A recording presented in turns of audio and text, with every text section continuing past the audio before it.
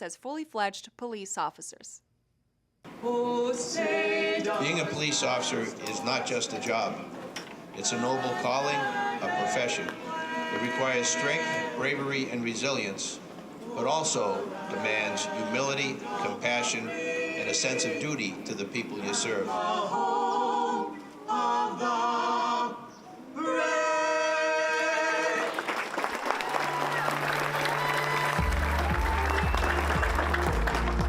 Class 624, each of you has answered what many will say the highest calling in public service. And I celebrate each and every one of you for answering that call. I know firsthand the significance of this moment.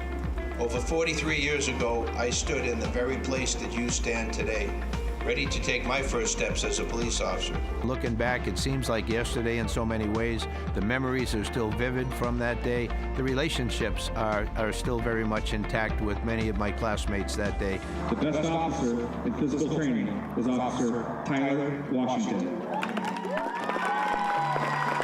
So please let me begin by recognizing all the family and friends who are here today that have supported you throughout this process. Let's applaud them because they too should be congratulated. Thank you. We're here at my son's graduation ceremony, and it's a big honor. You know, this is the second officer in the family, and for the class of 624, it's a great achievement for our family. I'm super excited. I have a former employee, Officer Cervantes, that is graduating. When I hired her at her former job, it's the first thing she ever said she wanted to do. I know it was a dream she's had since she was a kid. Class 624, as I look at each of you, I want you to reflect on the dedication that brought you here. You were chosen from thousands of applicants, proving yourself to be the best of the best. You endured one of the most challenging police academies in the country, and today you're about to graduate and join the ranks of a proud tradition of service. They're a young person, generally their early 20s. They've come to us with varied experience, and in 6 months we have to shape them into somebody who can go out into the world and be able to deliver a service to them that helps them manage sometimes a tragedy.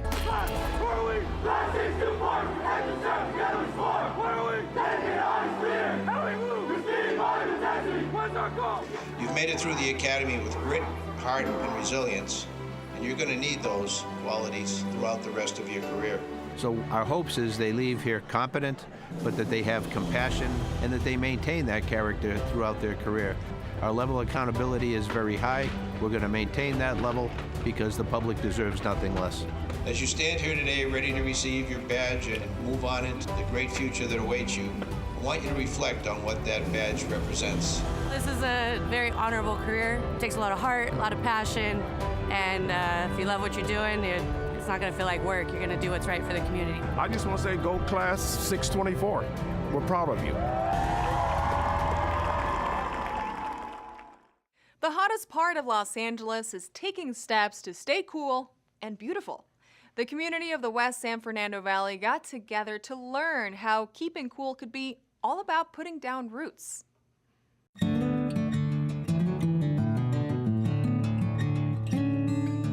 It's a great resource fair. It's part of Keep America Beautiful, Los Angeles Beautiful. We're giving away street trees, rain barrels. Community is coming together. This is really an overall West Valley event. Encouraging people to get outdoors, save water, plant drought-resistant trees. I'm all for that, and get to meet some of your neighbors. Where we are now is the hottest part of the city of Los Angeles, is in the West San Fernando Valley. And so I'm really glad that we're able to bring these resources out to folks. It's really heartwarming to see so many people here taking advantage of it. Giving out the trees is something amazing. You know, we've been looking forward with my wife to, you know, get some trees in front of our yard for shade, and this was like just the perfect chance to do so. We're trying to get good information out to people, really everyone coming together to keep our environment green and to give people the tools and the resources they need to keep their communities beautiful. But nothing is better than a tree. Shade. These trees will make our environment cooler, more habitable for all of us. It's great to see all the families, all the people getting outdoors and being amongst the community, and looking forward to all of us getting together and planting trees, saving water, and be united in that, and it's a lot of fun.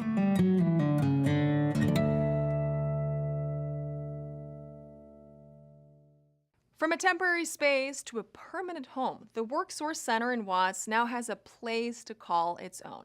Along with dedicated space comes dedicated staff and a host of services for anyone looking to make a real change in their job situation.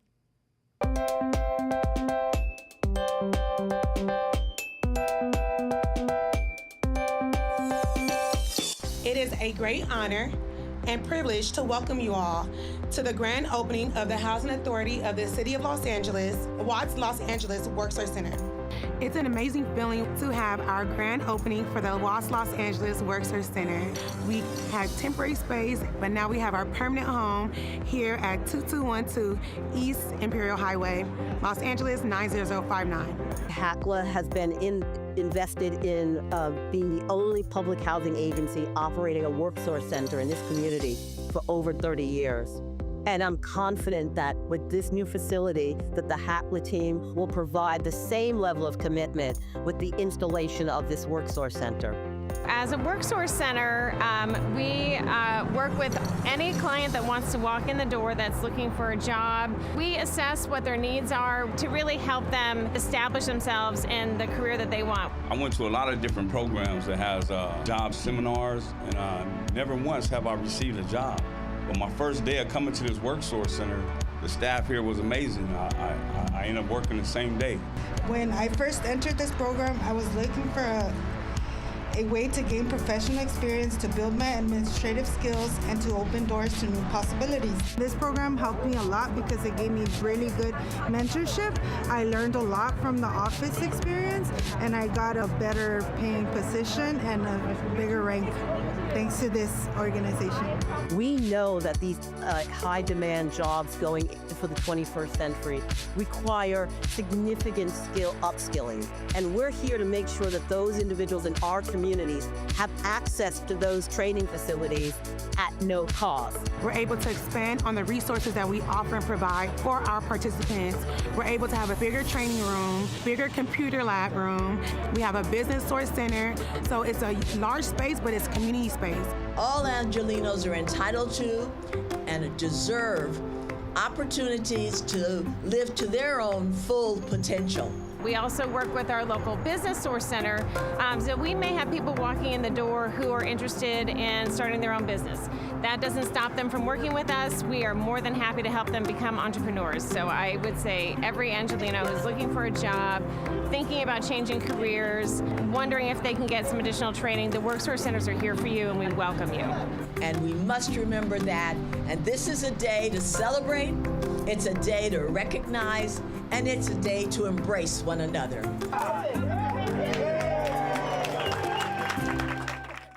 The LA area gets a Safe Streets grant. LA Civil Rights has volunteer opportunities, and the South Bay is set to benefit from increased maritime sustainability. These stories up next on City Beat.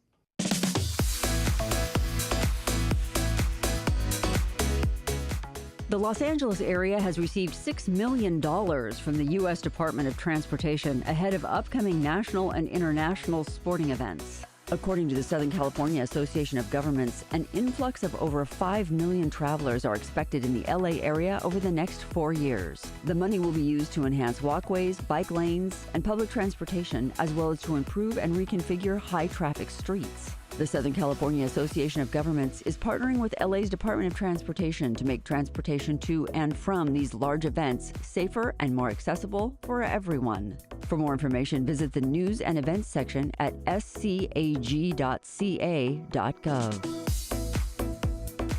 As part of their mission to maintain and strengthen the city's diversity, equity, and accountability, LA Civil Rights invites you to join their volunteer corps. VolCorps is a community of Angelenos working together to advance civil and human rights within the city of Los Angeles. Selected applicants will be trained to conduct community outreach, grow programs for equity, and make ongoing change in LA. Applications will be accepted during the open period that begins on December 2nd and concludes on December 13th, 2024. For more information, click on the Get Involved tab at civilandhumanrights.lacity.gov.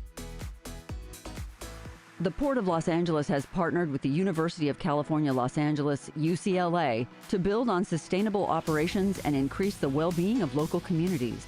The Memorandum of Understanding, MOU, focuses on working within port communities such as Wilmington and San Pedro to create new research and workforce opportunities for the region. According to the port, the memorandum focuses on solutions that will increase maritime sustainability and promote eco-friendly practices. The MOU was signed at the South Bay Summit, which was held at the UCLA South Bay campus in Rancho Palos Verdes. For more information, see the news release archive at portoflosangeles.org/news.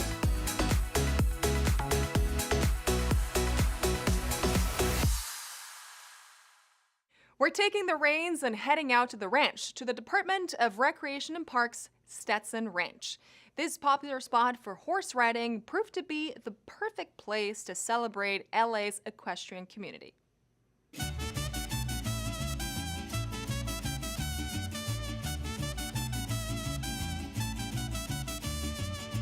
So today we're at Stetson Ranch hosting the 4th annual microchipping and horse registration event. Microchipping is really important, as is horse registrations, because it's a way for us to identify where we have the highest concentrations of equine keeping in the city of Los Angeles. But microchipping for horses and our household pets are important because during emergency events, we know that so often, whether it's a horse or your dog or cat, can get separated from families during emergency events. And so these are ways for us to be able to identify and reunite everyone's beloved pets with the families after the emergency. The event is lovely. You know, we get everyone together from the valley. It brings out culture, you know.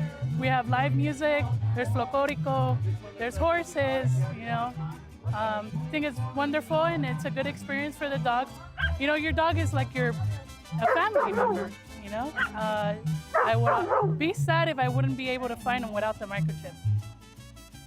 You need to register the microchip, it's very important, and then we know where the animal belongs to, who the owner is. Because we live in an area that has so often experienced major wildfires, we've seen how horses become separated, in particular, out of fear. And so it's the best and easiest way for us to be able to reunite these pets with their owners. When we're dealing with the horses and evacuating them, in the middle of a fire, that's usually winds blowing 60, 70 miles an hour, the horses look the same. They all look the same to us. And when we take them to an evacuation site, they still look the same. The identification, the microchip, is a positive way to identify your horse to you. I'm really grateful that our community continues to come out and do the responsible thing in getting their animals microchipped, registering their animals, but more importantly, coming out and having a wonderful community celebration, because our cultural practices are one to be revered and protected.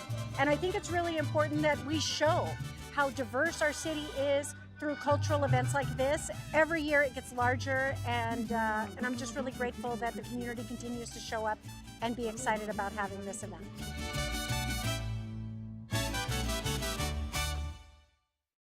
You could take the dog to the park, or you could head to the park and take home a dog. An event by Councilmember Nithya Raman and LA Animal Services brought the people to Griffith Park, where they could meet their future dogs.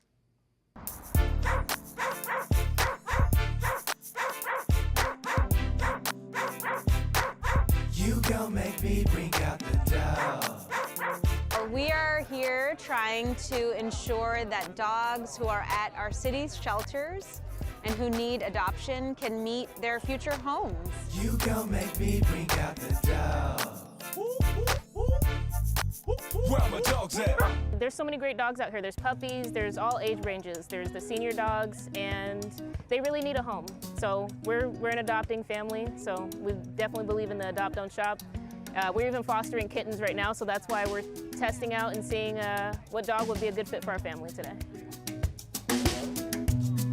The shelters here in Los Angeles are really crowded, and there's lots of ways that residents of Los Angeles can get involved and help the situation. They can volunteer at one of our 6 shelters across the entire city, everywhere from the West Valley down to San Pedro. We have a shelter where you can come in on a weekend and walk a dog and show a dog some love. And it's an incredibly heartwarming and fulfilling experience for those volunteers. You can foster a pet. And when you foster the pet, you might like it so much that you end up keeping it, or at minimum, you can hold on to that pet until another family can adopt it. Or you could come in and adopt a dog of your own. And that would be an incredible thing for these beautiful animals who are just really looking for love. So there's so many animals. We think it's really necessary for the community to come out, and if you want a pet, to come to the shelters first, go to a rescue first. In California, there's so many displaced animals that are looking for a home. We met like one puppy over there, and even the senior dogs. I'm partial to the senior dogs because they'll be the couch potato with you.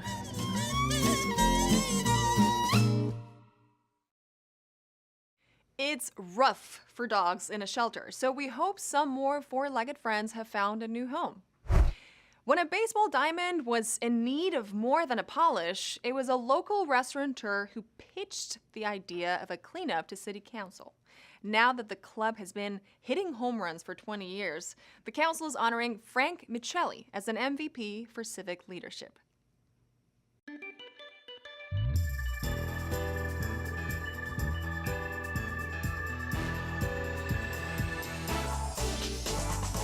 Yeah, well, we're here at the corner of Whitsett and Strathern in the East Valley, and at this corner is East Valley Baseball. Around 20 years ago or so, this facility really had become very run down. And Frank Michelli became president of East Valley Baseball, and he completely transformed the program, he transformed the facility. It's really one of the great treasures of the East San Fernando Valley. He's done a phenomenal job, and he's very deserving of this square. And it really stands as a tribute to community activism and taking care of business. I played baseball here, so I had to be here.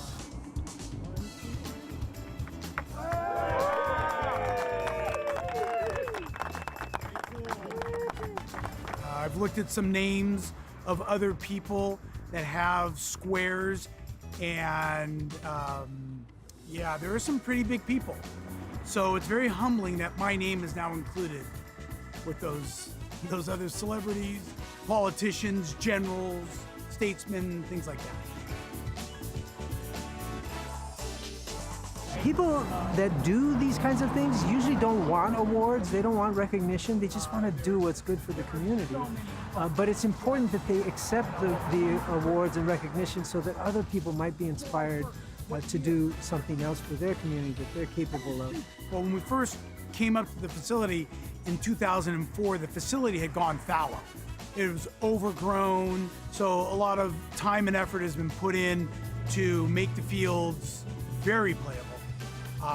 87 kids year one, 641 kids in a fall program, which is normally smaller than a spring program. So in 20 years, we've come a long way, and we're all really proud of it.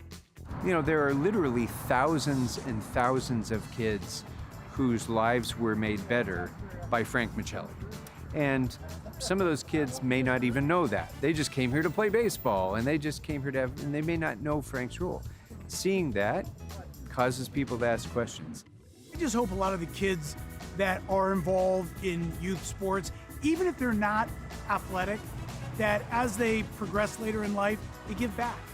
Whether it's youth baseball, anything in the community, they just give back to their community and make it a better place.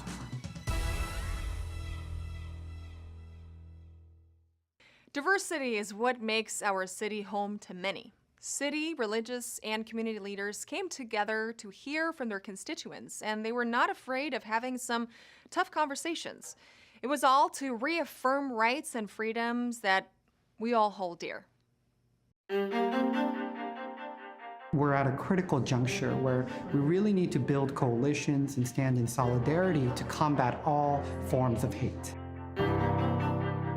To really fight hate, we need to be more accepting of each other's differences. We want to send a strong message with this resolution that there is no place for fear, but there is a place and a safe space for freedom of expression and freedom of worship in the city of Los Angeles.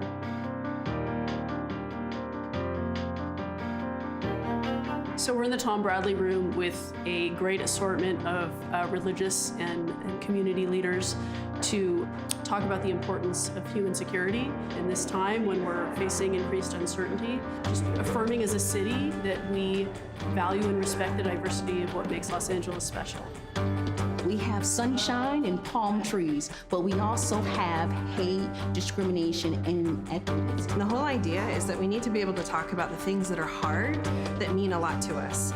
And so today is really a call to anchor back in our values, to be able to lean in to the hard discussions and recommit ourselves to Los Angeles, that we are in this city together and that we can do better together. The Board of Public Works plays a critical role where we're basically the foundation for all of our communities. So we can bring in resources to revitalize an underserved areas that is experiencing a rise in hate or hate incidents. And so by removing graffiti, by repainting our streets and sidewalks and planting more trees, we're creating a better, positive environment for all of our families. Human dignity is for everybody, and this is why we are here today, to reaffirm those commitments and to really reignite our conversation to uplift human rights and human dignity for all of us. Over the next 5 or 4 years, we have a lot of work to do. Get rid of the microaggressions between communities and to have these intentional conversations about multi-faith solidarity and re-engaging each other in true dialogue so we can resolve a lot of problems in Los Angeles. Well, Holocaust Museum LA is really a cultural institution, and it's a space where Angelenos can come together and visit the museum, be educated about the Holocaust so they can have a better understanding of the importance in fighting hate. At the end of the day, what we're looking for is making sure that we and our families are and feel safe. And that's a core function of local government. It's our job as elected leaders to make sure that we're doing what we can to listen and then translate what we're learning from our constituents into action. In this week's Things to Do, celebrate special traditions at El Pueblo's Las Posadas. Step up to the Pacoima Holiday Parade and enjoy a Santa visit and holiday art at Stonehouse. All this up next on Things to Do.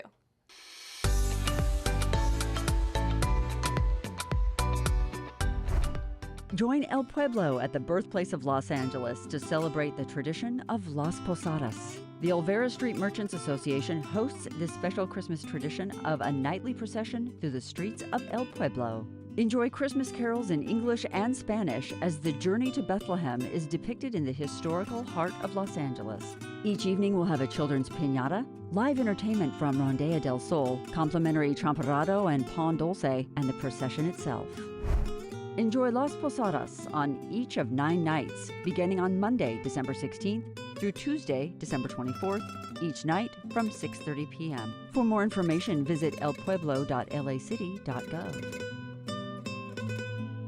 Councilwoman Monica Rodriguez invites the community to join her at the 57th Annual Pacoima Holiday Parade, taking place on December 14th. Held in partnership with the Pacoima Chamber of Commerce, this yearly holiday tradition brings the spirit of the season to Pacoima City Hall.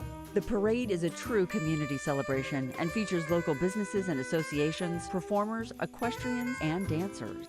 Head to Pacoima City Hall and join neighbors and friends at the 57th Annual Pacoima Holiday Parade on Saturday, December 14th, beginning at 9 a.m. For more information, see the Events tab on Councilwoman Monica Rodriguez's website at cd7.lacity.gov. It's the busy season for Santa Claus, and on December 14th, the Man in Red will be making an appearance at the Sun Valley Youth Art Center. Join the Department of Cultural Affairs at the Stone House to celebrate the season. Take your photo with Santa and join in on the holiday art workshops that follow. All the materials will be provided and admission is free with an RSVP. The holiday activities are taking place outside the historical Stone House. Visit the Sun Valley Youth Art Center for Santa and Holiday Art Workshop on Saturday, December 14th at 10 a.m. For more information, visit culture.lacity.gov/events. And that's a look at some things to do.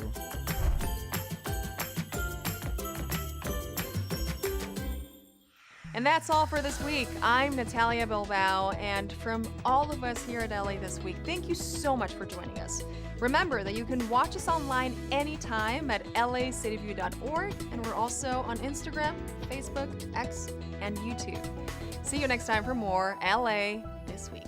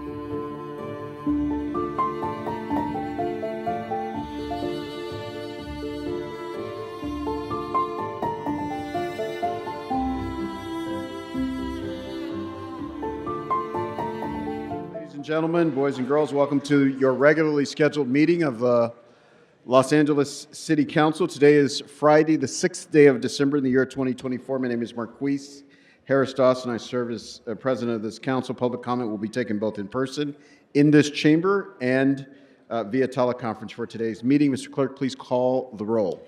Yes, Mr. President. Blumenfield, De Leon, Harris Dawson, Hernandez, Hutt, Krikorian, Lee, McOsker, Padilla, Park, Price, Rahman, Rodriguez, Soto Martinez, Yaroslavsky. 12 members present and a quorum, Mr. President. All right, first order of business. Approval of the minutes of December 4th, 2024. Councilmember Lee moves. Councilmember Park seconds. Next. Commendatory resolutions for approval. Councilmember Hernandez moves. Councilmember Yaroslavsky seconds. Next. Mr. President, item 1 is an item notice for public hearing. The Los Angeles Department of Building Safety recommends to confirm the lien for item 1. Item 2 is an item for which public hearing has been held. Item 3 is an item for which public hearing has not been held. The city clerk report and resolutions for item 3 are posted online in council file number 24-1100 and available for council's consideration. 10 votes are required for consideration. All right, without objection, those items are before us. Specials members to my right, specials to my left. Seeing no specials, no names on the board or hands raised, I have one special. I want to move to confirm the lien for item number 1. Is there a second to this motion? Seconded by Mr. Price. All right. What's next? Mr. President, the council may now consider item 2. All right, let's open the roll on item 2, close the roll, tabulate the vote. 12 ayes. All right, what's next? The council may now move on to presentations. All right. Thank you, members. Today we have a very, very special presentation that I want to ask everybody's rapt attention to. It's a very special day in this council and a very special day for the city to celebrate one of our renowned leaders. And so with that, I will give way to the special presentation to the city council today.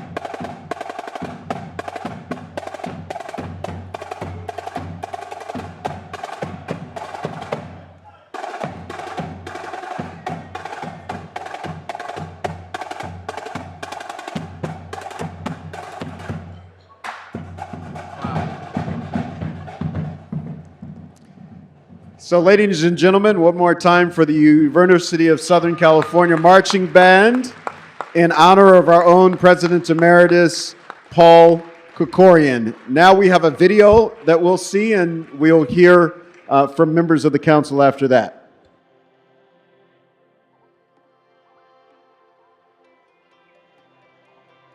My name's Paul Krikorian. I'm the council member for the 2nd Council District in the San Fernando Valley. Let's pause the video. Sort of the... We're not going to have any more disruptions. I want to issue a broad warning to a number of people who are booing at this moment or otherwise being disruptive, which will be followed by a second warning and dismissal from this meeting. Thank you.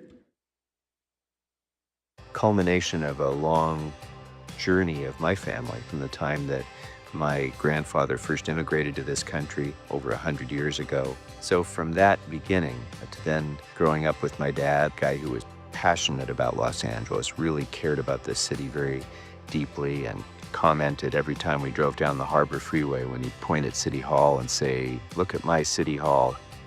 Welcome to your Los Angeles City Hall. A budget is much more than a spreadsheet. It's really an expression of values. In its best form, it's an expression of values of the people of Los Angeles.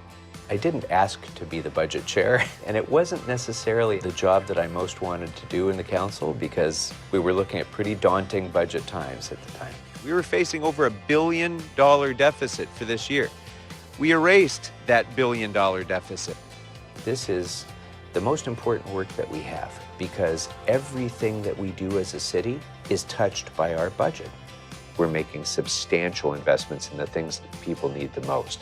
Welcome to the very first Homeless Services Navigation Center in the city of Los Angeles. This is the Alexandria Park Tiny Home Village, the largest facility of its kind in the entire state of California. We're here at the Goldfinch Apartments in North Hollywood, the 7th permanent supportive housing project that I've opened in my council district. We set aside another $20 million to be able to reopen childcare facilities just like this one, the first restored childcare facility in the city of Los Angeles. We've set aside an additional $100 million to recreation and parks. What used to be a park without very many amenities at all and an old and deteriorating playground area now has a state-of-the-art brand new playground. This park was a place of gang warfare constantly. And since then, we've been able to build this incredible facility where kids feel safe coming to. We even have some of the gang members who used to be causing trouble in this park are now bringing their kids to this park to enjoy. This is the 3rd year that we've done our Winter Wonderland here. We're gonna give away 20,000 toys today. We brought in 30 tons of snow for kids to play in and sled down. 15 or 20 years ago, this area was nothing other than railroad tracks and dirt. So now we have exercise equipment, we have lighting, we have mural art throughout the whole length of it. And with the creation of this bike path, stretching all the way from Burbank to Chatsworth, we're connecting 20 miles of safe opportunity for bicyclists to cross the valley.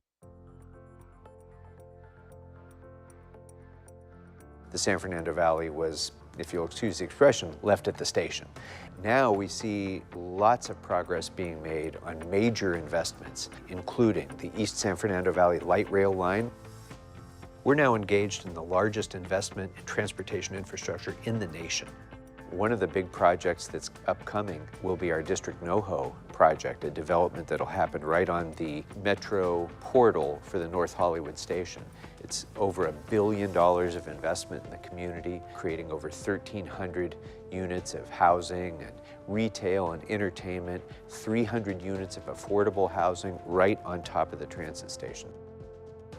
We initiated a new idea to create the Jobs and Economic Development Incentive Zones, or JEDI zones. And the idea is to improve the ability of these small businesses to thrive. We're partnering with LA28 to ensure that Olympic expenditures benefit our diverse LA business community right here at home, especially our small businesses, to ensure that we're creating jobs and opportunity for people of Los Angeles, not just mega corporations. The future of this planet depends on all of us working on policy that works for everyone. The Los Angeles City Council just approved an ordinance banning oil and gas drilling in the city of Los Angeles. Thanks to the LA 100 program that I initiated, we are on track to achieve 100% clean energy by the year 2035.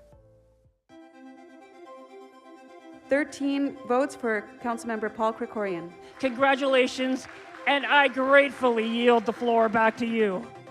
When I took over as council president, there was some question whether we would even be able to have functional council meetings. You do, sir, have a right to be angry, but you don't have a right to stop this meeting. I am so proud of the council that we have turned the corner on that. Members, you are about to vote on something that has never passed this council in the 100 years that this council has existed as a 15-member body. The historic vote that you're about to take, which will once and for all take redistricting completely out of the hands of this council and give it to citizens to decide who will represent them, rather than having elected officials decide which citizens they want to represent. We're going to continue this work of reform and confidence building right up until the very last day that I'm in this office. We, as council members, need to be the advocates for our constituents. That's what this job is about, and I'm very proud of the work that we've done to make sure that each community of my district has had an advocate, has had somebody who's fighting for them to make their community better, and I think we've done that. Thank you, Councilmember Krikorian. Thank you to Paul Krikorian. Thank you, Paul Krikorian. Thank you, Paul Krikorian. Thank you, Paul Krikorian. Thank you, Paul Krikorian. Gracias a Paul Krikorian. Shnorakalem, Paul Krikorian. Thank you, Paul Krikorian. Thank you, Paul Krikorian.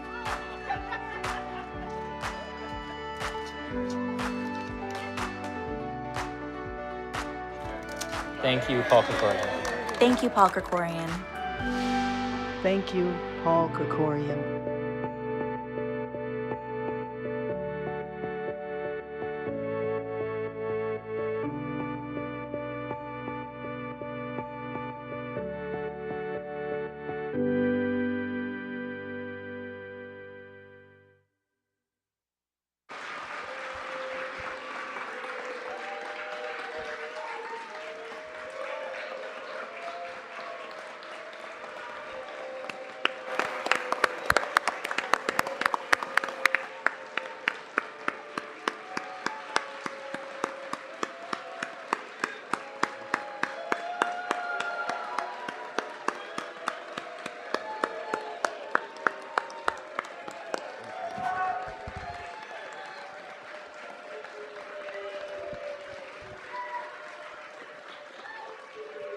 I know there are several members who'd like to get. All right, sergeants, we're going to ask you to remove anybody who continues to boo. We've given a full warning to everybody in the chamber who's booing, and we'll ask the sergeants to identify and remove folks who continue to do so. Mr. City Attorney?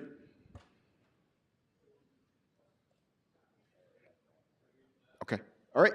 So I want to begin by personally thanking Paul Krikorian for being the kind of leader that sets an example for this city and being a leader worthy of the people of this city, who gets up every morning and works as hard. Sergeants? So I believe I'm hearing Adam Smith multiple times during the video and then also just now. So, Mr. Smith, you have been warned multiple times throughout this meeting and are eligible for removal. I was also informed that I believe Mr. Segarra-Bollinger was also one of the people who was interrupting, and I did hear Mr. Spindler's voice earlier.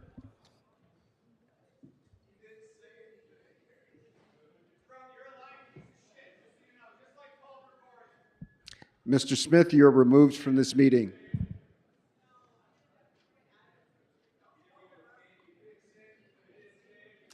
Mr. Smith is removed from this meeting. The gentleman in the black sunglasses, you're removed from this meeting. The gentleman in the black hat and the beard, you're removed from this meeting.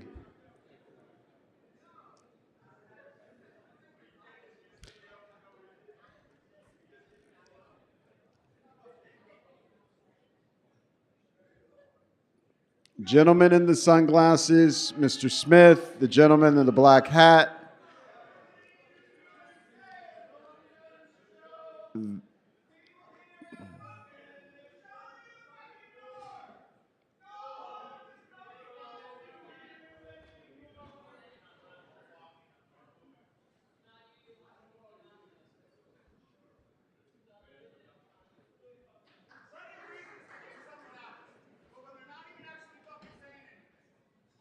Mr. Smith, you've been excused from this meeting. You've also interrupted the video multiple times as well.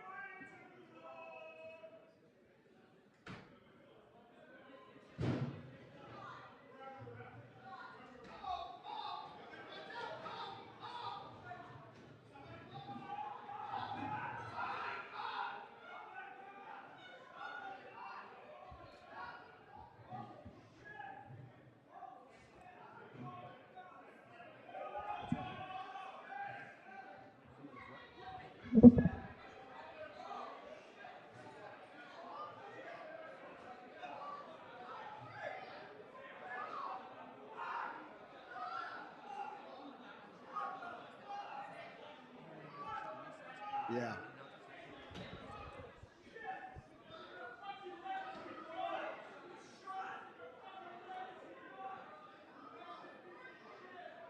All right, this council is in recess. I'm going to ask the sergeants to clear the chambers.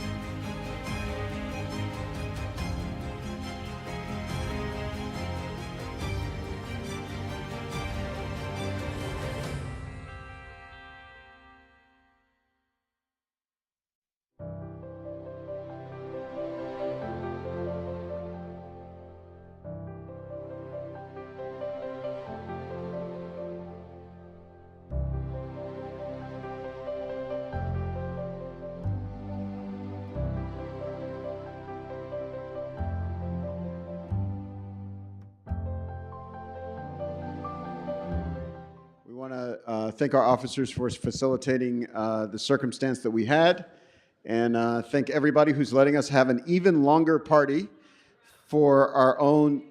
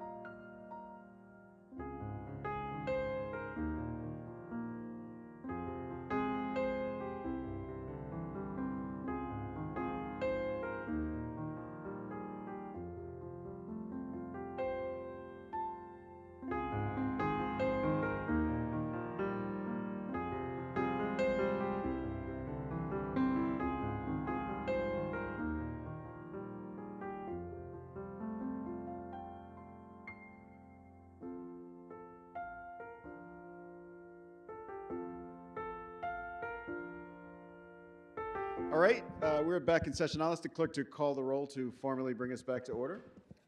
Yes, Mr. President. Blumenfield, De Leon, Harris Dawson, Hernandez, Hutt, Krikorian, Lee, McOsker, Padilla, Park, Price, Rahman, Rodriguez, Soto Martinez, Yaroslavsky. 12 members present and a quorum, Mr. President. All right, thank you so much. We'll continue our celebration of Council President Emeritus Paul Krikorian. And this meeting is, yes, a big round of applause. The Council President Emeritus is no stranger to challenging council meetings in this chamber. So it's strangely appropriate that we have this little interruption today. We've got a host of members on the committee that want to speak. I want to give them the opportunity to do that, beginning from the new 9th District, our own council member, Curran Price. You're on the queue. Oh, yes. Thank you, Mr. President. I just want to share in the celebration for our esteemed President Emeritus.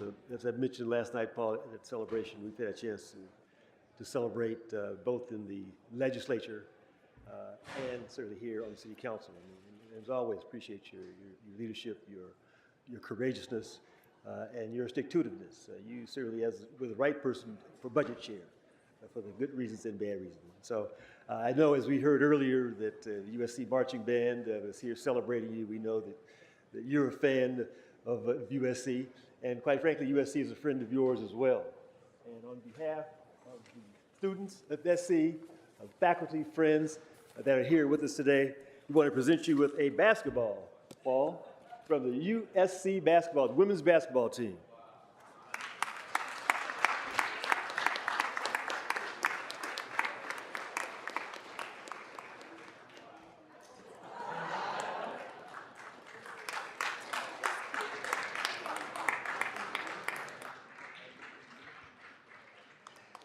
Thank you so much, Councilmember Price. We'll now go to Councilmember Hutt. Thank you so much, Mr. President. I just want to take a moment and say thank you, Paul.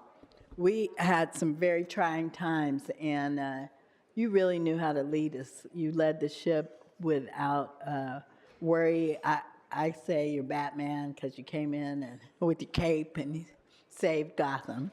And I just want to thank you for everything you did for me and with me, make sure that my experience was equitable. So thank you so much. I look forward to working with you in the future, and you will definitely be missed. Thank you. Councilmember Park. Thank you, Council President. Mr. Krikorian, this moment feels really bittersweet in a lot of ways. For me personally, I just wanted to say that when we came in, so many of us knew at the end of 2022, it was obviously a very dark and challenging time for our city. There was a lot of uncertainty, and those of us who were new were starting to find our paths here in City Hall. And I wanted to thank you for the work that you did with each of us, to mentor us, to get us wrapped into the daily life of governing here in City Hall. And I personally so appreciated the way that you found ways to plug each of us in with work that aligns with our interests, our skill sets, our backgrounds, and the things that matter to us the most. Your leadership gave me the confidence that I needed to start this crazy journey as a first-time council member. The mentorship and the leadership that you brought to this room was extraordinary. You were the exact right person to lead this council during these last couple of years. Your service to the city over your many years here in City Hall is something that we all owe you a debt of gratitude for, and our city is better off for your service, Paul.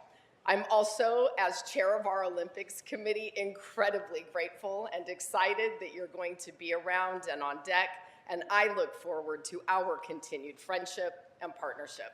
Congratulations. Thank you so much. Councilmember Soto Martinez. Thank you so much, Council President.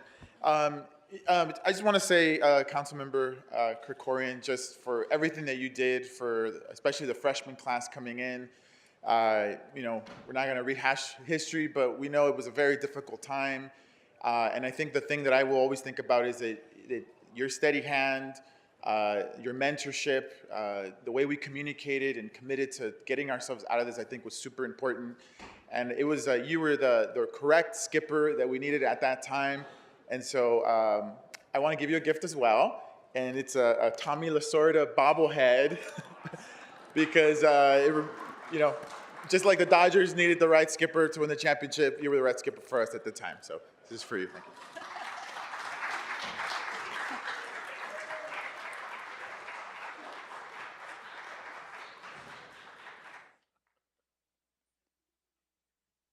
So much. Councilmember Padilla.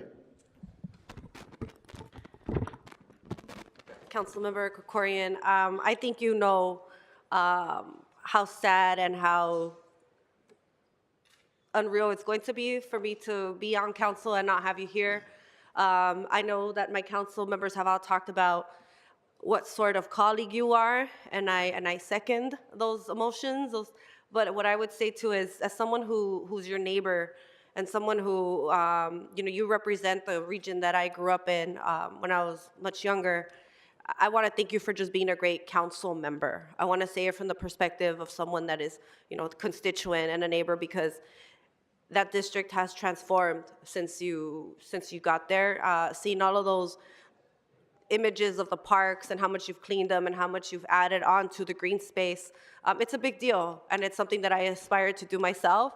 So congratulations. I'm excited that you're still going to be around and that you're really going to help us with these big events that are coming and are going to put us on a global platform. So this is not goodbye. It's just see you later, because we're going to keep working. Councilmember Hernandez. Thank you, Council President.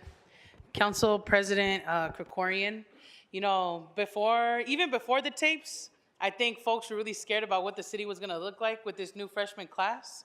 I think people thought that we were going to burn it down or, break all the china in the china shop, which is not outside of our spectrum, but it's not what we came here to do, right? We came here to govern and to build, and you really opened that space for us to do that, for us to be able to grow. You challenged us in ways that have made us better legislators, and you don't get to go far away.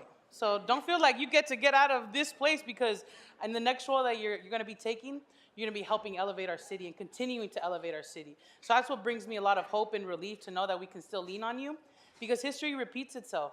And oftentimes we're in here and you're talking about things that have happened in the past that we have new solutions for that you're leading. And I just hope that we can keep recreating that, right? Let's get to the solutions. Let's do the work. And that's your attitude, just grinding, but also investing in the folks that you work with. So thank you. And I hope that one day we can all around this horseshoe exude the love that you have for this city as you exude it. Thank you so much. Thank you. Councilmember Yaroslavsky. Thank you, Council President. I got to do this yesterday at Metro, so I'll keep it even shorter today. Paul, it's been an honor to work alongside you, to learn from you.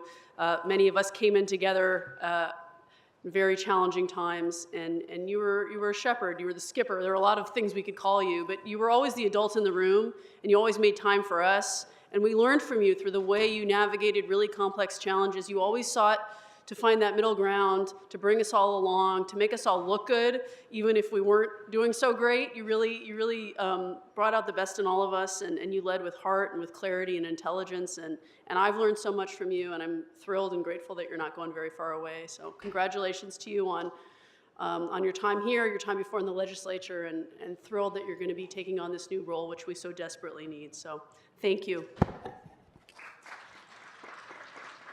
Councilmember McCosker. Thank you so much. Council President Emeritus, I liked everything about you until I heard your walk-up music today.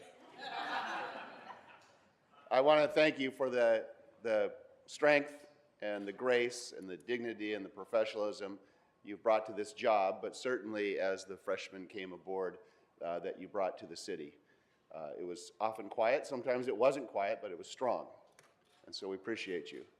Appreciate you very much for being the right person at the right time to steer the ship in a way that gets us to where we are today, which I think is very promising. And we all appreciate that we're going to be close to you on future endeavors to make this city even greater. Thank you. Councilmember Lee. Councilman Krikorian, I believe this might be the third or fourth time you're hearing this, because there are so many different organizations celebrating the time that you've given to the city of Los Angeles. But I'll say it one more time. You know, as the council member who's probably worked in this building the longest, over 20 years, we all know how different it is once you sit in this chair. And for me to have someone like you sit next to me, to watch you do the work, to watch you speak so eloquently on a number of different subjects, and it was really so incredibly helpful as a new member. I want to thank you for how you led this council through very, very tough times, a sentiment I know you'll hear over and over again from us, because we needed a leader like you at that time. You were the right person for that job, and I just want to thank you not only for the times here, but for your overall friendship through the years. Council President Pro Tem Bob Blumenfield. Thank you. And I want to start by thanking the folks who disrupted the meeting at the beginning, that we staged that disruption, because we did that because we wanted to remember what it was like when you first started. And so they were all complicit, they were all part of it, because you really helped turn things around. I mean, we've heard right person, right time, all that, but that really was you. You were someone who came in with a steady hand, who was able to help make this place work.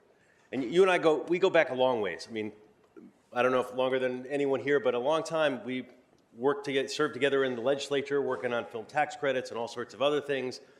And then when you left there, I was like, well, I can't work with Paul anymore, so that's why I came to the council. I'll let it be known. And it was a great decision, because then I got to work with you for all these other years, and seeing the way that you've handled so many issues. I mean, budget, we didn't have right now we're scraping the reserve and we have all these issues, but we didn't have that, save the fact that you really pushed for that you cared about not just getting things done, getting the budget done, but the long-term health of this city.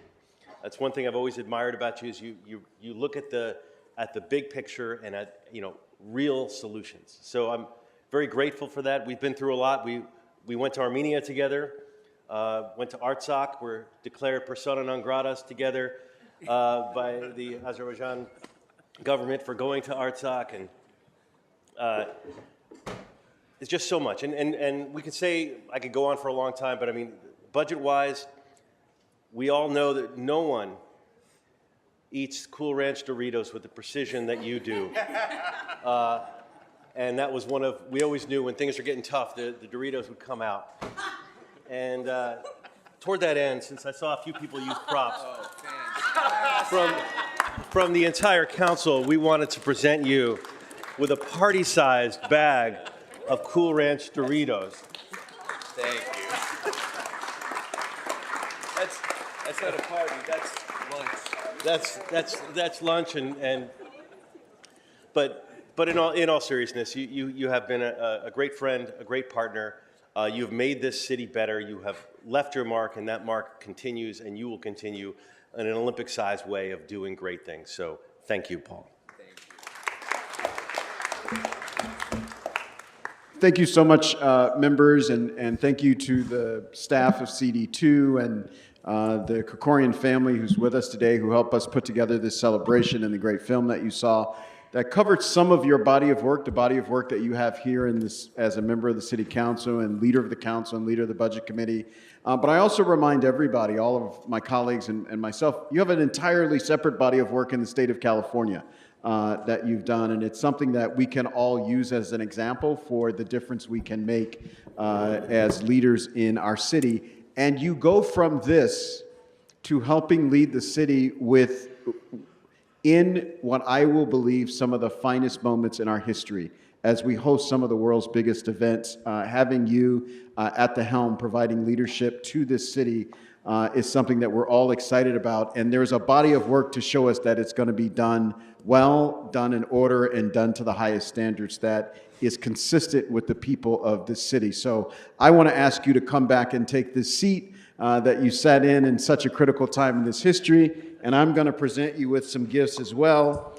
on behalf of the University of University of Southern California, I want to donate to you, gift to you the 24 jersey with, and this took orders from the president's office, Krikorian's name on the back of the jersey.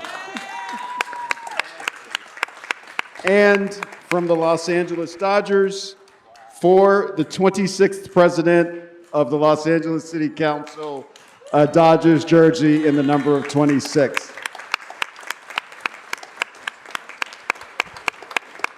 And the floor is yours, Mr. Council President. Thank you very much, Mr. President and members. Wow, this is awesome. And by the way, USC does not put names on the back of its jersey because it's, you know, it's what's on the front of the jersey that matters, not what's on the back of the jersey. So, and that applies for us too, which makes me a little bit uncomfortable about all this. And I will say, the president said it was okay. Thank you.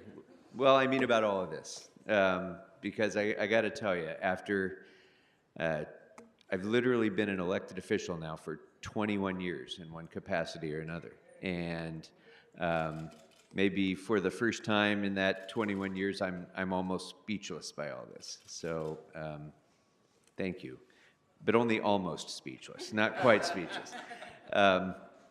And it's been an incredible journey that this has been for me. It's so appropriate that we're also recognizing Jackie Goldberg today for her life of service as well. And is Jackie here? Yeah. Okay, there she is. There she is. There she. Jackie, I'm so delighted that you're here today because. For those of you who don't know, 31 years ago, I started a Democratic club called Democrats for Neighborhood Action, and the very first thing that we did as a club was help elect Jackie Goldberg to this body in 1993. And so, and it was actually through that campaign that I met my consultant, Eric Hakopian, and the group of us went on to create a whole new way of empowering the Armenian community and underserved communities in our area and bringing them into the electoral process. And all of that was because of the work that we started with a great leader and a great council member, at the time a great school board member, somebody with courage and moral clarity like Jackie, who has been a great mentor as well. So Jackie, congratulations to you for your life of service as well. And so thank you to Channel 35 for that awesome video. It was great. You can't squeeze 15 years into a brief video, but they did an awesome job of doing that. And I'm glad because it's good for all of us to look back and remember. And the reason that when I became council president, I put all the pictures of the prior councils out there and the prior council presidents is because we as members have to always remember what came before, what the context of the work that we do is, and know that there's going to be those that follow us.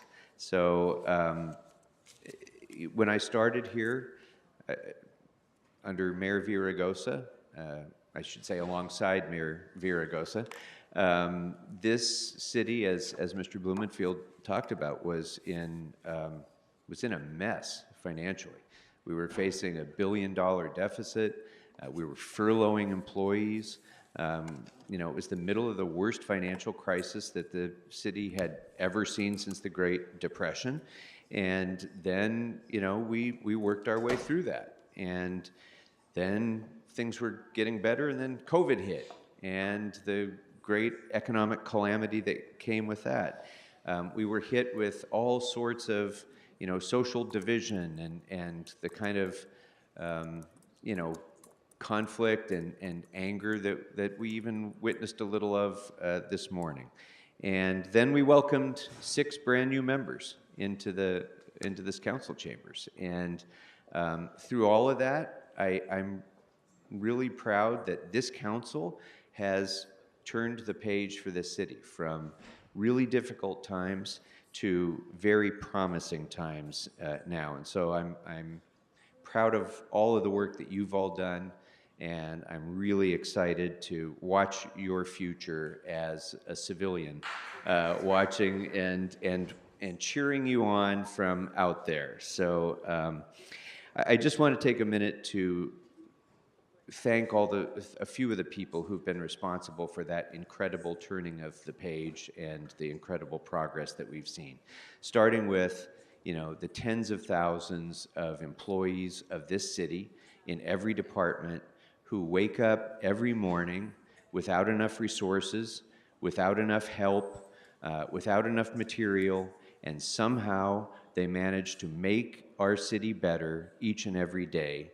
And work to try to serve our constituents without the resources that they need. So I'm incredibly grateful for everybody who works for the city in every department and for their managers who try to guide them through. This council couldn't function without the many people who sit around this horseshoe, behind the horseshoe, who don't get recognized. But we know how vitally important, as members, we know how vitally important they are. The staff of the CLA, of the CAO, of the clerk, of the city attorney, our sergeants, everybody who makes this room work. I'm grateful not only to you for the work that I did as president, but for helping me even as a baby member when I first came in here, figure out the ropes and make things work. So thank you. And of course, our personal staffs. Every one of us who sits in this chamber on the horseshoe knows that we get the plaudits, but our staffs are the ones doing the work and doing the hard work and facing, sometimes really difficult challenges and figuring them out against all odds. So all of us, I think, owe a great debt of gratitude to our staffs, both here in City Hall and in our districts. And if you will excuse my bias, I think the greatest of all of those teams ever is the CD2 staff, current and former, who are here today. And so to all of you, I can't tell you how grateful I am and how grateful our city is for all of your work and your leadership. And I've been blessed to have 3 amazing chiefs of staff leading those teams.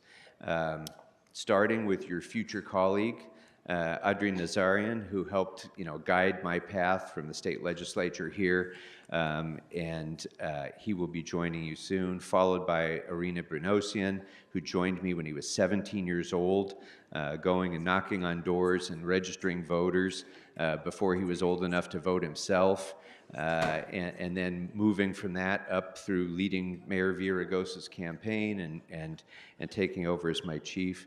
And then my longtime friend and lieutenant, who has helped, I think, every single person here. My current, for the moment, for a couple more days, my current chief of staff, Caro Tarosian, who, when he became my chief of staff, he had no idea that he'd become the chief of staff to the council president. He had no idea that he'd have to lead us through the times that we did, but he always did it with grace and with generosity in helping anybody here who needed a hand, who needed some help, and so I'm so grateful to him. And I'm especially grateful to my family, and my wife Tamar and my daughter Lori are here with us today because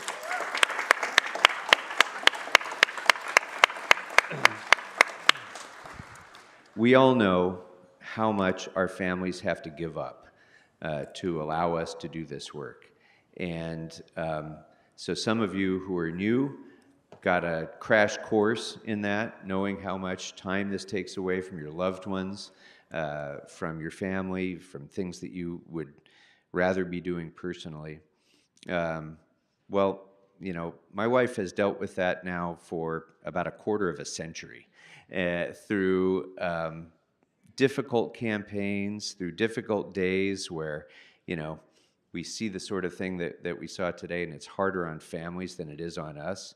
And I can never express enough gratitude to Tamar and my kids for what they've sacrificed to allow me to do this work, and the incredible support that they've given me to make me the man that I am and to make this possible for me. So thank you. I love you.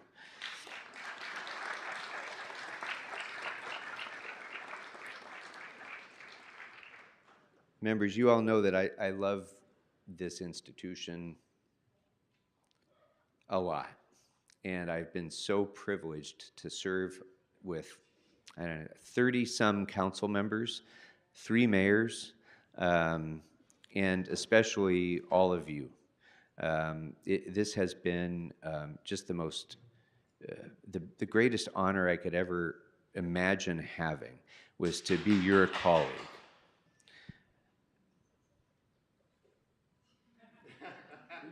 I'm going to let it go. I'm going to let it go. Believe it or not, I'm going to let it go. But truly, it has been such an honor to call all of you my friends, my colleagues. We've disagreed. Every one of you has disagreed with me on something. And if you didn't, you wouldn't be doing your job, and neither would I.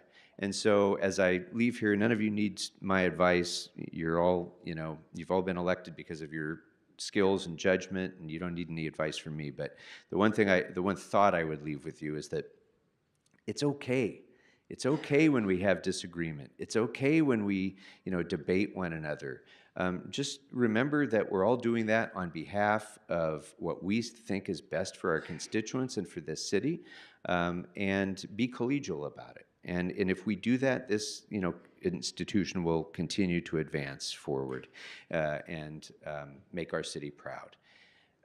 If I've taken you on my tour, I've told you before about the Lindbergh Beacon, and so forgive me if this is repetitive for some of you, but 100 years ago when this building was being planned to be opened, the leaders of Los Angeles invited Charles Lindbergh to come out and be part of the parades and the festivities leading up to the opening. And Lindbergh, who was at that time, being honored every place in the country, said, enough already. I don't need, to be honored personally, by this. If you want to honor me, just do something good for pilots. Do something that will be helpful for pilots. And so they put the Lindbergh Beacon on the very pinnacle of City Hall. And I feel that way right now because I keep having these things where people are sending me off, and it means the world to me, and thank you all very much. It really does. But honestly, what matters to me most is what you all do going forward in this building and how you can continue to make our city better and make the city proud and continue the transition that we've started, the process of reform. Continue to make this city a better place than it was when you started. And just know that you have precious few minutes to get that done. Because you may think it's going to be a long time, but I can tell you from where I'm sitting right now, it goes really fast. So continue to do the great work that you've done and make this city proud of you. Thank you very much for your willingness to serve, and thank you very much for allowing me to be your colleague.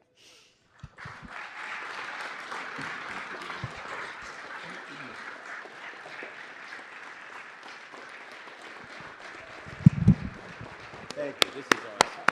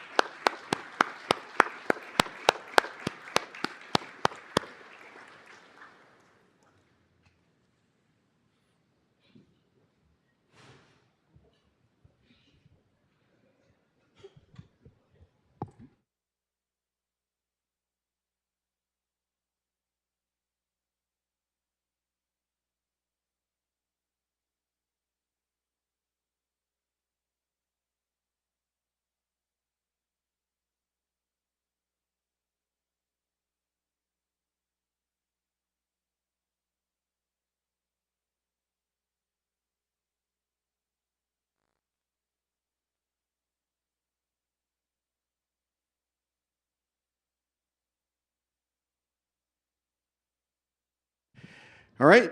Thank you so much, everybody. Beautiful celebration for our own Council President Paul Krikorian. Our next presentation will be brought to us by Councilmember Soto Martinez.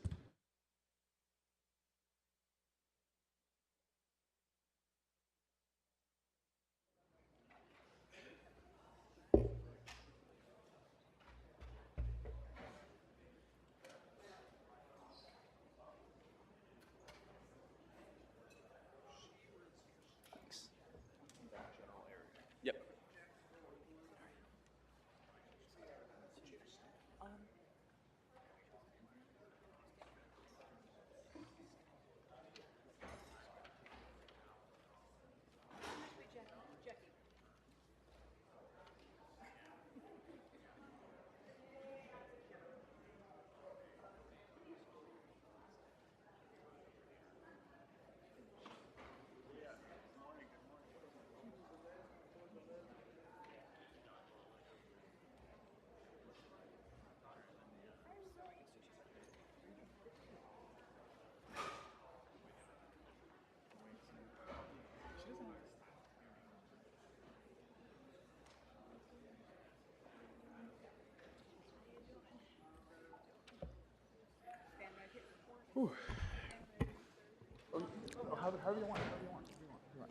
Thank you so much, Council President. Today as we honor the incredible service of our Council President Emeritus, Paul Krikorian, we also take this moment to celebrate another monumental leader in our city's history, Jackie Goldberg, who is retiring from public office.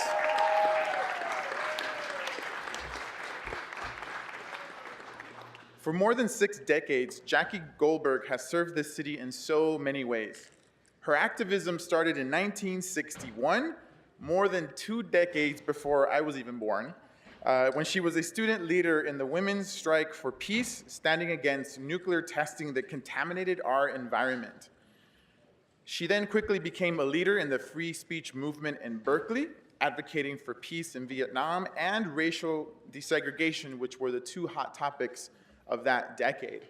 I also learned a couple nights ago, one of the first times that Jackie Goldberg got arrested was at a hotel strike in San Francisco, where one of the contract demands was to desegregate the tipped employees at the restaurant. If you all know, segregation was real, and tipped positions are some of the most lucrative in the industry. And so she was there getting arrested to make sure they won that contract demand, which they eventually did win. In one of the slides on the screen, you can see Jackie standing atop I don't know if you can sort of tell it out, it's on the left. She is standing atop of a police car, speaking to a crowd of thousands of students who surrounded the car and prevented it from leaving for 32 hours straight. Well, that's because in that car was a student who was arrested just for peacefully advocating for justice on campus. And this is a great reminder that oftentimes the rights that we have are due to the sacrifice of people like Jackie Goldberg. Her courage and steadfast organizing only accelerated in the 60 years since as a teacher in Compton, a city council member for District 13, a state assemblywoman, and of course, school board in LAUSD. Jackie was the first openly gay person elected to office in Los Angeles, and she passed landmark legislation at the city and state levels, giving same-sex couples nearly all the rights and benefits that marriage provides, years before same-sex marriage was officially legalized. In District 13, she left her mark by transforming Hollywood after the 1994 Northridge earthquake, opening new parks and recreation centers in working-class communities, and so much more.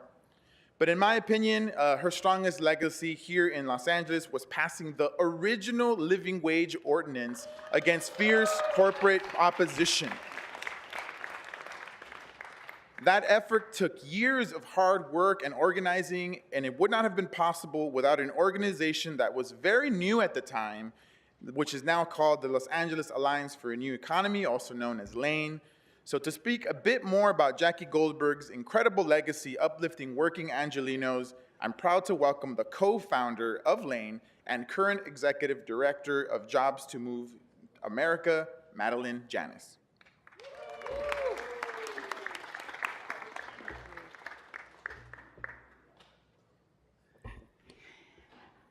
Hello. I feel as though in this moment I'm in the midst of a huge chamber of ghosts, wonderful people who really, led by the amazing master strategist Jackie Goldberg, changed this city. So I want to take us all back to 1993, because Los Angeles was a very different place in 1993. And you know, I remember very clearly, 1993. It was a scary time, not unlike these moments right now, except the scary time was in Los Angeles. It was a year after the biggest civil unrest in the history of this country. LA was still smoldering in burnt buildings and a lot of suffering and people dead. And there was a so-called recovery program, and I say that in quotes because it was a mess. It was called Rebuild LA, and it was doing nothing of the kind. And so it was the beginning, when Jackie Goldberg came to council, she came with this very different kind of mentality than had been in city council for many, many, many decades. The idea of organizing, the idea of an inside-outside program where City Hall, rather than being the home of developers, which, and I actually had the opportunity to work for a major law firm, Latham & Watkins, the year before Jackie Goldberg was elected. And I saw that this chamber was pretty much owned by the developer and private sector community, major developers, and regular people just didn't come here, except maybe when there was a vote happening. So the city council was a different city council. It was significantly Republican. The president of the city council, unlike our current president, but in some ways not so different from our current city council president, John Ferraro, was a conservative Republican. But he's the kind of old school conservative Republican who was nice and honest and a good man. So I want to qualify that. Understanding. So we had this situation, scary. We had a new Republican mayor, tough enough to turn LA around. And here comes Jackie with the new set of organizations, including Lane and organization and Scope and a renewed community coalition. With our current council president in leadership, and we have Jackie coming in, who became the kind of first in a generation master strategist, who really was orchestrating this incredible change. So fast forward to 1995, and in 1995, a big event happened, which is that the new mayor was trying to make LAX look fancier, and 700 workers who were union members at the newly reborn Hotel and Restaurant Workers Union, Local 11, which had been previously not a progressive union, to say the least. 700 workers lost their jobs. And those people came to city council, and they were, this is so unfair, you change contractors, and we lost our jobs, and union jobs, which are really tough at the time to find. And that was a catalyst for us to go to Jackie Goldberg and the most amazing Sharon DeLugich, who was her chief of staff, and say, what do we do? And instead of saying, okay, let's see if we can get all these folks' jobs back, we had this incredible conversation. I remember it. We said, no, let's change this city. And so what we came up with was a whole series of policies, the worker retention ordinance, which did help get workers their jobs back, but it helped the whole city, the living wage ordinance, equal benefits ordinance. There was a series of policies, and we got started in 1995, and we basically took over this building And with Jackie and kind of the master strategy going on inside her office, and then the rest of us bringing thousands and thousands of people to City Hall, not just for the vote, but every day, doing all kinds of creative things in and around City Hall. It was quite a time. And it was really the beginning of this long-term movement, and I see you all around the Horseshoe today, and I see former organizers, leaders in the community. This was not what City Council looked like back in the day. And I just have so many incredible memories of Jackie telling us, no, let's go bigger. No, we wanna be organizing. We wanna bring the city here. No, let's think of all the change we can make happen. And during that 1993 to 2001, we really did change the city, and Jackie was our leader. And in all the decades since then, and I've continued to organize around the country, I have never had such an amazing experience as working with such a leader as Jackie, who really deeply cared about changing the power dynamics of a very unjust city. So I am so honored to be here in recognition of this day, and in recognition of, despite all our problems that you all are dealing with every day, how much more just, more progressive, more humane, more diverse in a beautifully recognized way the city of Los Angeles is, a place that I've called home my entire life. So thank you, Jackie Goldberg. I am so proud to be here today. Thank you so much, Madeline. You know, what sticks to me most about hearing those stories is a famous quote by Joe Wax, who was a moderate Republican at the time, who said, "No matter how you cut it, your head tells you that this is going to cost money, and it will, and your heart tells you something is terribly wrong when a person that is willing to work day in and day out to feed their family can't make a living wage." It's a good example that happened in the 90s. But we do have a special guest here today, so I want to cede the floor to our incredible mayor, Mayor Karen Bass. Thank you. Thank you, council member. I was sitting in my office and I saw this celebration of one of our Angelino heroes, and I said, oh, let me come. I hope they won't mind if I come and jump in and say a few words. First of all, this is a great reunion because many of us here have known each other for more decades than we want to talk about. But it's wonderful to be here and celebrate you and your leadership. So I just wanted to come and say a few words personally. I don't remember exactly when I met you, but you were a leader. We knew that, and those of us who were coming along behind, kind of like the difference between me and you, is that we looked at folks who had been involved before us, people that we looked up at as a little bit older, way more experienced, to teach the next generation. And so when I was at... That's right. I was working in the emergency room at County Hospital, and in the evenings and on the weekends was when I did my political activity, because during those days, no one told us we could get paid to do political activity. So all of us had different jobs, and most of us didn't even know what our day job was, because we just knew each other in terms of our activist lives. And so starting Community Coalition and doing work in an entirely different way, I looked to you when you were sitting on this horseshoe, and what we would do at Community Coalition was mobilize a couple of hundred residents that would come here, and usually we were objecting, sometimes supporting different land use issues, and we looked to you. We looked to you because we knew that you would always be there supporting us in any of the work that was going on in a grassroots way.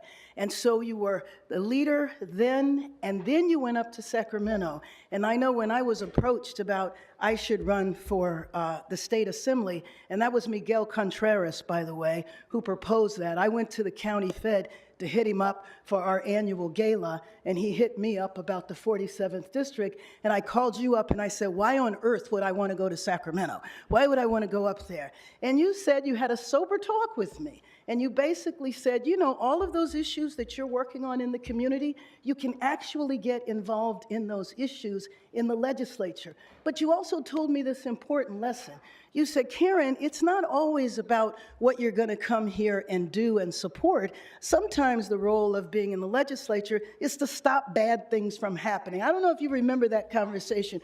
We had that conversation in your office. But you were always there. You were there to help me get adjusted, because what the public doesn't know is that when you get elected to office, it's not like you go to city council school. You kind of are there, and you kind of have to figure out your way. So what I've done all my life is always look to people who've been there before me, people who are elders, people who were more experienced, and ask them to show me the way. And that's exactly what you did for me. I will always remember that, and I know that I'm here now, something I would have never imagined doing in a million years, and you know that, and many of you here know that. But I'm here today because I stand on your shoulders. Thank you so much, Jackie.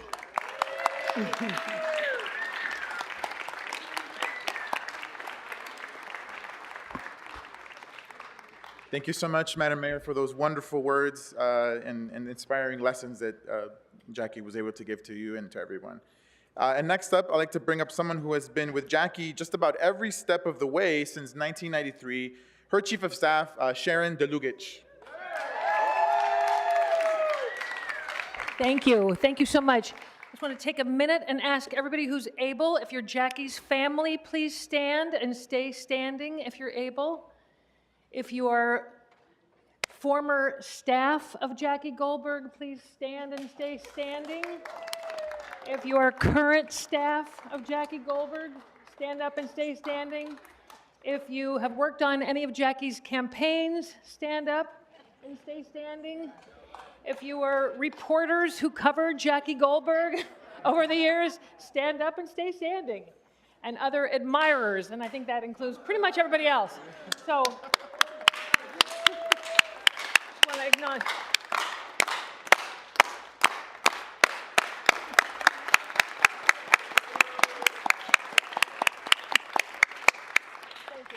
Thank you for that. This is just a sort of an illustration of how Jackie's always done her work and made change. I just have a few very quick stories to illustrate some of the qualities I admire most about Jackie. Her ability to seize opportunity in unlikely places, using those opportunities to not just do good, but to make lasting policy change, and her bedrock belief in fairness. Jackie was elected to the City Council by beating then Council President John Ferraro's Chief of Staff, Tom LaBonge. May they both rest in peace. Ferraro wasn't happy about that. When committee assignments were made, he gave Jackie the Personnel Committee, a notoriously sleepy and do-nothing committee. But Jackie realized would be the perfect place to accomplish one of the main goals of our office, which was to make Los Angeles a model employer. It was through the Personnel Committee that policies such as worker retention, creating an independent anti-discrimination unit for city employees, joint labor management committees, and living wage were born. Oh, and domestic partnership, which Jackie got President Ferraro to co-author. The best example of rolling up our sleeves was the 1994 earthquake, Northridge earthquake. Everyone knows that this valley was devastated, but few realized how unstable Hollywood was until it came crashing down. The day of the earthquake, we drove around Hollywood to survey damage and the relief efforts. The devastation was breathtaking, and the chaos of the relief efforts was breathtaking too. The Red Cross would not open a shelter in the district until Jackie called Elizabeth Dole, then heading up the Red Cross, and got her to agree. The FEMA Center at Hollywood Rec Center was totally disorganized, and they had no idea how to deal with such diverse immigrant communities. We invited agencies in and then set up stations for them. We gave people appointments at fixed times to see these agencies. They wouldn't have to just stand in line for hours. Priority appointments were given to neighborhoods most affected, many of whom were shuttled back and forth from shelters by CD13 staff in school buses that we somehow commandeered. I still don't know how.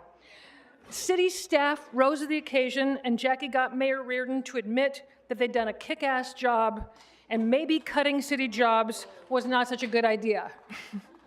Meanwhile, we surveyed the yellow tag buildings and witnessed deplorable conditions that had nothing to do with the earthquake. Rats, mold, unfinished construction, plumbing that didn't work, truly slum conditions in the heart of Hollywood. Well, we worked with affordable housing developers to purchase those buildings and apply for FEMA and other grants to make them habitable. So in an ironic twist, the devastation of apartment buildings in Hollywood jump-started our goal to develop affordable housing and led Jackie to introduce the motion that created the proactive code enforcement law that continues today. Finally, Jackie's relentless fairness.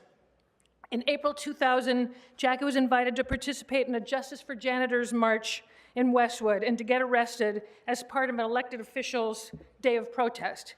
I wanted to go too, but I told the organizer that I had tickets to a Laker playoff game that night, playoffs, so I wasn't sure if I could make it. And the organizer said, oh, don't worry about it. You'll be out by 4 p.m. It'll be a quick booking at the West LA station and you'll be released. So we all sat down on Westwood and Wilshire and got arrested. This was the days when, it was later days now, that everything was quite well choreographed, so there was a temporary trailer to do the initial booking. The officers told the elected officials and their staffs to get in one line so they could be quickly booked and released, and everyone else would get in the other line and go through the regular process. So Jackie said, oh, no, no, no, no. Treat all of us the same. So the police said, yeah, fine. So we were kept standing around for a long time so they could find a sheriff's bus to take us to county jail. They took my watch and my wallet, which contained the Laker tickets. By the time the bus arrived, traffic had picked up, and we inched along the 10 freeway heading east. I didn't have my watch, so I didn't know what time it was exactly. But as the sun started to set behind us, I knew I wasn't going to get to that Laker game.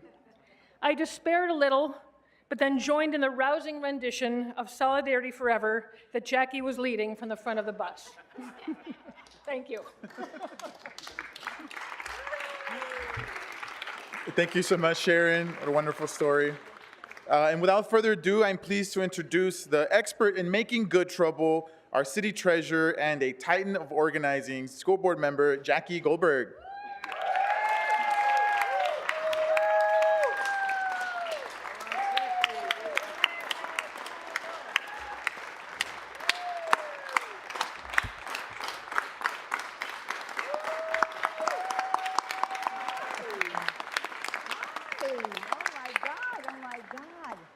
I'm seeing some of the people who ran the unions that we negotiated with and worked with, and I thank you also for being here as well.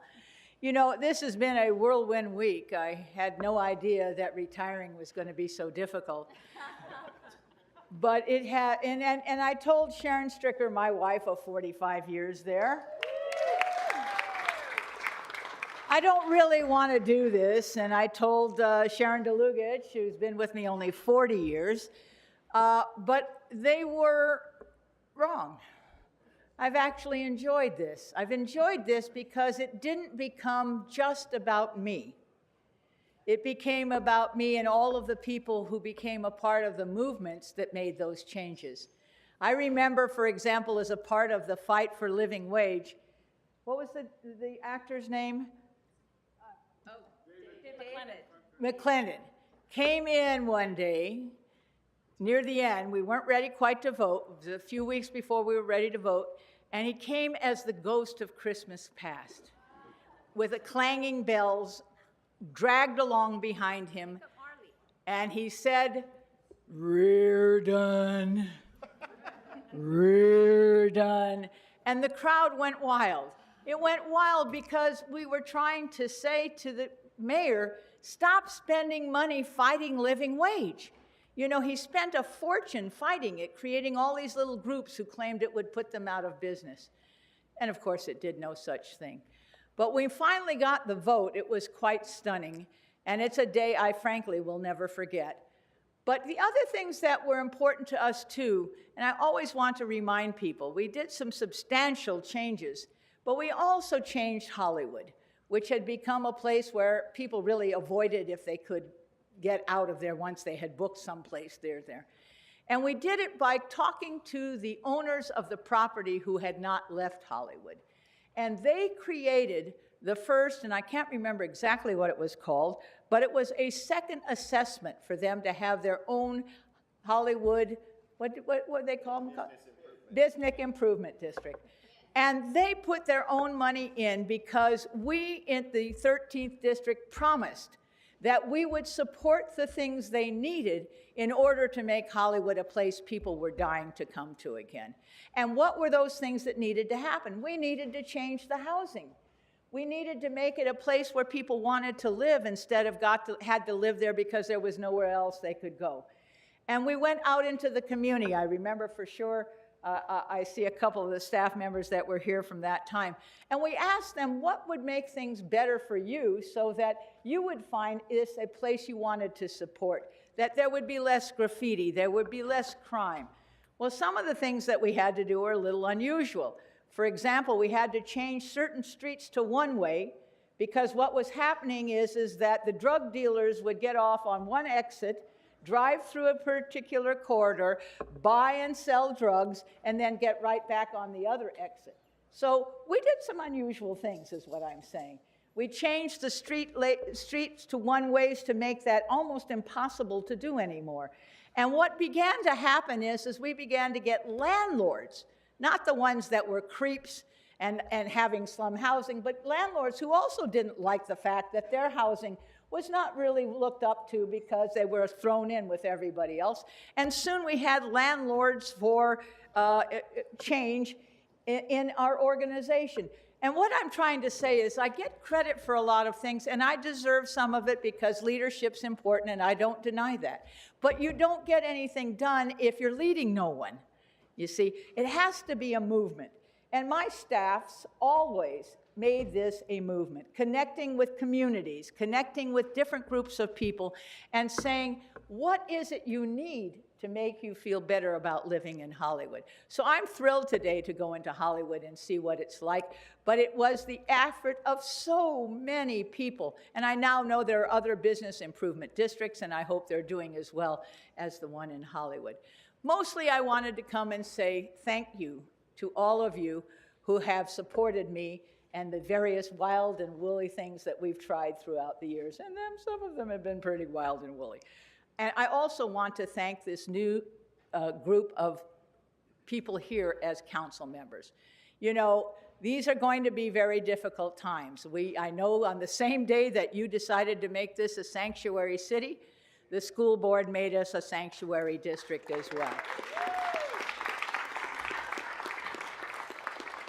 I know that it's going to take enormous efforts to make sure that nobody helps those people who are trying to deport folks who are just making a living, have their children in school, and want to become citizens someday.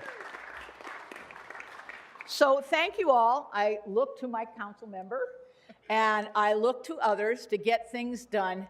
If I can be of any help or service to any of you, please do not hesitate to call, because I'm going to have time now. You know? The two people I want to just carry a little bit forward further is my wife, Sharon Stricker. You know,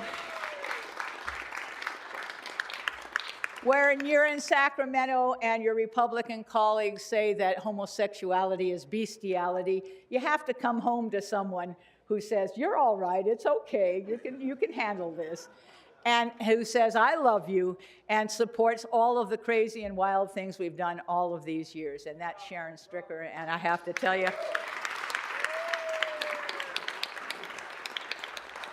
it is not an exaggeration to say I could not have done it without her. The other person, the other Sharon, I have two Sharons. The other Sharon is my perennial chief of staff and organizer extraordinaire, Sharon DeLugich. And I want to say the same thing to you. We got a lot done in part because you were the consummate organizer and helped all of the people that worked in my offices at any time become organizers themselves. And because you have such a great spirit of let's get this done, let's get up. When I would get tired, she'd tell me, eat red meat, which I don't. But that meant get your strength up because you need to be strong now. And we've been through a lot together, and I just want to say thank you from the bottom of my heart. Without you, I also don't believe we would have accomplished what we would have. I told Jackie to eat red meat when I wanted to go be mean to a general manager. It was not if you were retired. Okay, okay, whatever. All I'm saying, whatever. All I'm saying is that if we are going to survive the next 4 years in this country, we are all going to have to become organizers. We are all going to have to say to 5 people who are not doing anything at all, it's time you do something now, because there is only our democracy at risk. That's all, just our democracy. So I intend to be very active and still do good trouble, but I want to tell you that I expect a whole lot more people to join us in good trouble. It's the only chance we have to prevent the worst of the worst from happening. Thank you so much for honoring me. I feel so pleased about it. And thank you to my family and to my friends and to all of you on my staff and to the people I work with and your union leaders. Thank you all. Thank you all. Thank you.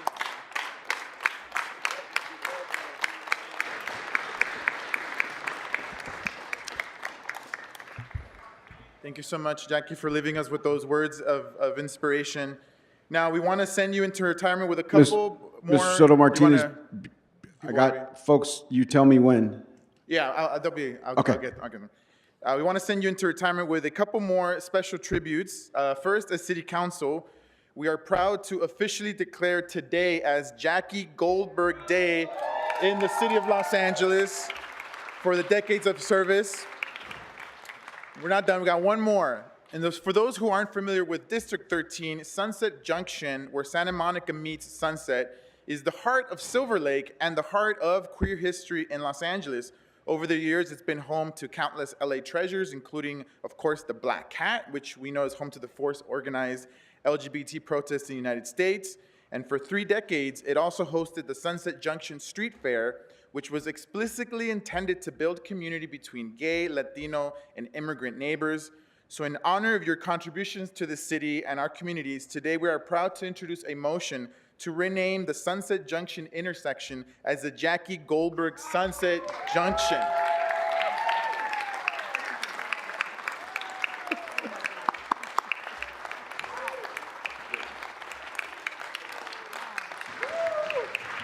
Thank you so much, and I think you've got a lot of seconds to that motion, Councilmember Soto Martinez. We'll begin with Councilmember Rodriguez.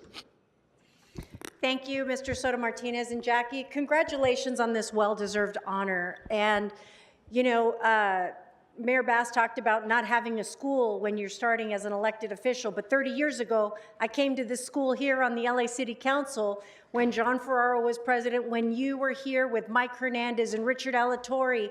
And it was while I was working with Mike that I watched some of what you led and your staff. It's where I first met Gerald Gubiton. It's where I watched Sharon DeLugich and all of her magic. And it was really those early years that informed me on what I was going to do for the rest of my life. And so I want to thank you for all of your examples, for changing some very difficult cultural dynamics here in our city at a time. And then you did it through personnel. That was an incredibly powerful way that you approached leading that shift and that change, whether it was through some of the longest standing institutions that were resistant to change or accepting integration. You know, as my father was among the first Latino firefighters on the LA City Fire Department, and I look at what, you know, Sharon and what so many of you have been involved in, it really is incredible. But I watched you do it here with some of my dearest, closest mentors in partnership. You know, another incredible ally and partner that you had in Sharon Romano. Another Sharon. What is it with the Sharons? But Sharon, right? So Sharon Romano, who lives in my district and is an incredible partner with me as well. And so just thank you for all of your years of service and work, and thank you for your example. I was blessed to, 30 years ago, have a front row seat. And so thank you for your years of service to our great city. Congratulations on the well-deserved honor. Councilmember Price. Thank you, Mr. President.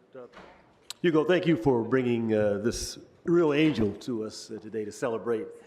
Jackie, you've been a source of inspiration and pride, really, certainly on the council, on the school board in Sacramento, on the council, back on the school board. You've just been a real pioneer and someone that we can count on. We spent some time earlier this year, you will recall, at a housing project in my district, Pueblo del Rio, where we renamed Holmes Elementary School for Bessie Burke, the first African-American principal in the school district. And you were there for that ceremony, and we just appreciated your presence and your words of encouragement and inspiration then, as you have done over the years. And so we're just going to miss you from this stage of your level of involvement and engagement, but we know you're still going to be connected. And for that, we are so grateful. Continued success. Councilmember Hernandez. Thank you, Council President. Thank you, Councilmember Hugo Soto Martinez, for bringing in this powerhouse for us to be able to celebrate her. As we proclaim Jackie Goldberg Day, we celebrate your career and your profound legacy of making this city and this world a better place for everyone. Jackie, you are someone who has led so many firsts. You didn't just walk through the doors of City Hall, you kicked them open so others could walk into the people's house with you and after you. You know, you were a leader in Berkeley's free speech movement, and we heard some of that earlier. You showed us what courage looks like, standing up, speaking out, and pushing back against injustice, no matter what and no matter against who. You were brave enough to do it every single time. That spirit has driven you into, being a person who has been a public servant for your entire life, with Compton Unified School District classrooms, where you shaped young minds for 17 years. You have been a great educator, and even more, an impressive person breaking barriers in whatever jurisdiction that you represent. In 1993, you made history by becoming Los Angeles' first openly LGBTQIA+ council member, opening the door again for others to walk behind you. You led the charge on the living wage ordinance, reminding this city that dignity starts with fair pay, and that's for everybody. Jackie, one of your greatest gifts has always been your ability to bring the fight for equity home, to make it real right here in Los Angeles. You don't just talk about it, you do the work of bringing people with you, you organize them to make it a reality. In 2015, you chaired the working group that created our city's first targeted local hire program, something I know that our current council president truly admires in the city. Creating pathways to civil service careers for individuals who face significant barriers to employment. And who are these Angelenos? These are our most vulnerable Angelenos, our transgender folks, foster impacted youth, former gang members, formerly unhoused people, formerly incarcerated people. Jackie, you open doors and you open them for everybody. And today, that program continues to uplift our most underserved communities. Jackie, you didn't ask for change, you built it. In classrooms, in council chambers, in the halls of Sacramento, and in the streets of Los Angeles. Thank you for your service, thank you for your leadership, and for your decades of dedication to making this world a better and more equitable place for everybody. Thank you. Councilmember McCosker. Thank you, Mr. President. Hugo, thank you for this presentation, and Jackie, thanks for coming in. Madeline, I love the stories. It was memory lane, and Sharon, thank you so much for your comments. I will say that when I came on this council, I asked for personnel. That was the committee I wanted. And I remember exactly when I met you. I was hired by Jim Hahn in '97 into a position that hadn't been filled or didn't have a class certification or something, but for some reason, I had to go defend my position, my role in the city, to the Personnel Committee, and the chair of Personnel was Jackie Goldberg. And, obviously I was a little bit frightened, but you remember my brother Mike, God rest his soul, and my brother Pat, and our family deep in the labor movement. And my brothers, before me, had such an abiding respect for you and such an appreciation for your sense of the whole house of labor. So I walked in knowing a little bit about you, and you probably don't remember this because you probably did it a million times. You took me through my paces. You made me explain who I was, what I believed in, what I was about, and thankfully you approved the position. And one of the joys of being the chief deputy city attorney was being able to meet with council members about the stuff that they cared about. And I always loved getting the call to coming up to your office. Not enough. I wish I had done more of it because I learned so much from you about what you cared about, and your stories described it. It was everything from making sure that folks were paid well and treated well to make sure your community was safe and free of people taking advantage of those folks most vulnerable. And I learned a lot from you, and when I chair personnel today, I think about you a lot. And I appreciate the example that you've given. So thank you for everything you've done for our city and our region. Thank you so much. And council member, assembly member, school board member, community champion, Jackie Goldberg, I just want to add my voice to the voices of thanks, gratitude, and praise for your work and who you've been to us for all these years. I can remember as a really, really young, angry organizer, we'd have these issues, and Karen Bass, who was leading Community Coalition, would say, okay, you have to go down there and make your case to the city council members. And I would say, why are you having us do that? No one there cares about what's happening in South Central. And we go around, and that would be mostly what we got, except for, our own representatives. And then we get to Jackie Goldberg's office, and we'd sort of nervously, Solomon Rivera and I would nervously make our pitch, and you'd have a real stern look on your face, and in my mind, I would be, here it comes. And every single time, Councilwoman Goldberg would look at me and say, I don't understand why you're not asking for more. Every single time. And I shall never forget it. It made me feel like, oh, you can serve in this building and be in this role and still be a person that leads with values. Fast forward years later, I get on this council. I had worked with you on the Welfare to Work program when you were on the council.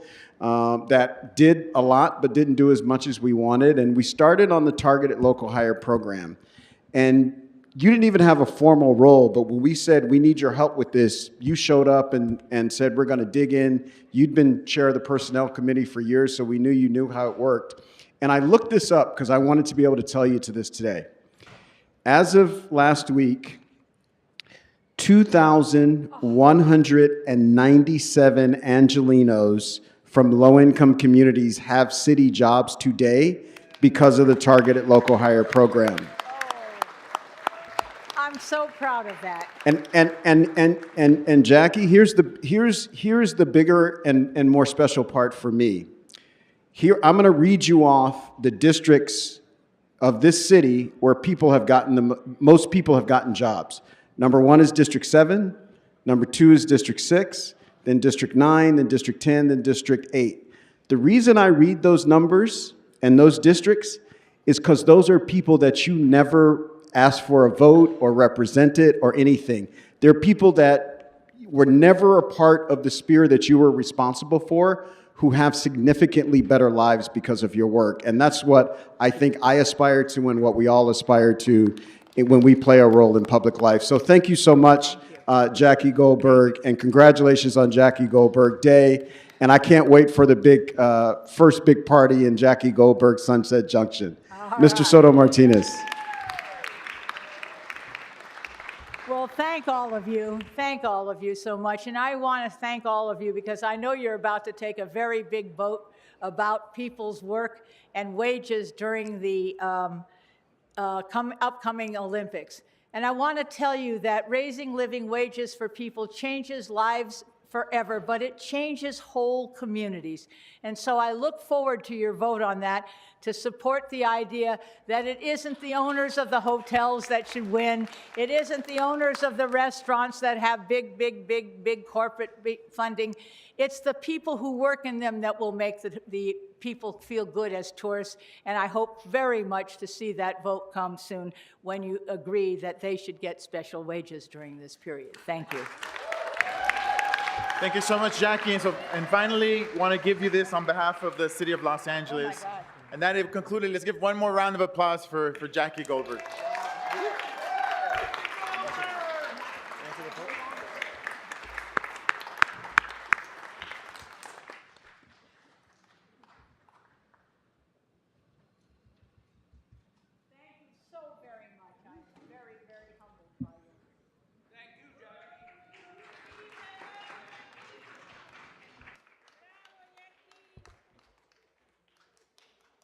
All right, as we're transitioning, we'll go to our next presentation to be brought to us by Councilmember Tim McCosker of the 1-5.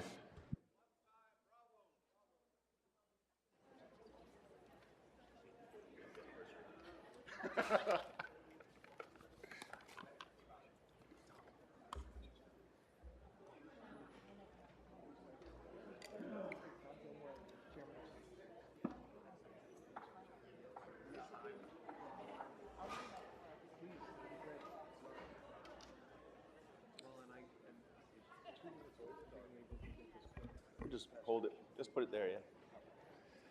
Okay, thank you.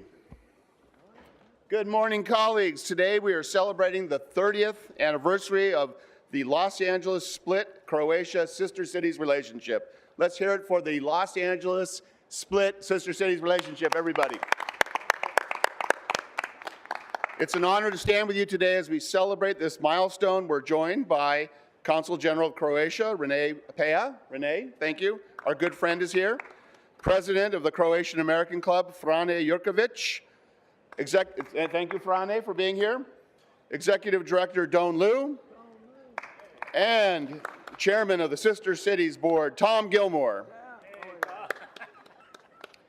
This enduring collaboration is not just a diplomatic bond, it's a testament to the deep-rooted connections and shared values between our two cities. And it is a true reflection of the spirit of friendship, cooperation, and mutual respect between Split and Los Angeles. These two cities have worked together hand in hand to build a bridge between our cultures. Over the years, the partnership has flourished, creating opportunities for cultural exchange, tourism, business collaboration, and a lasting bond between our peoples across these two countries.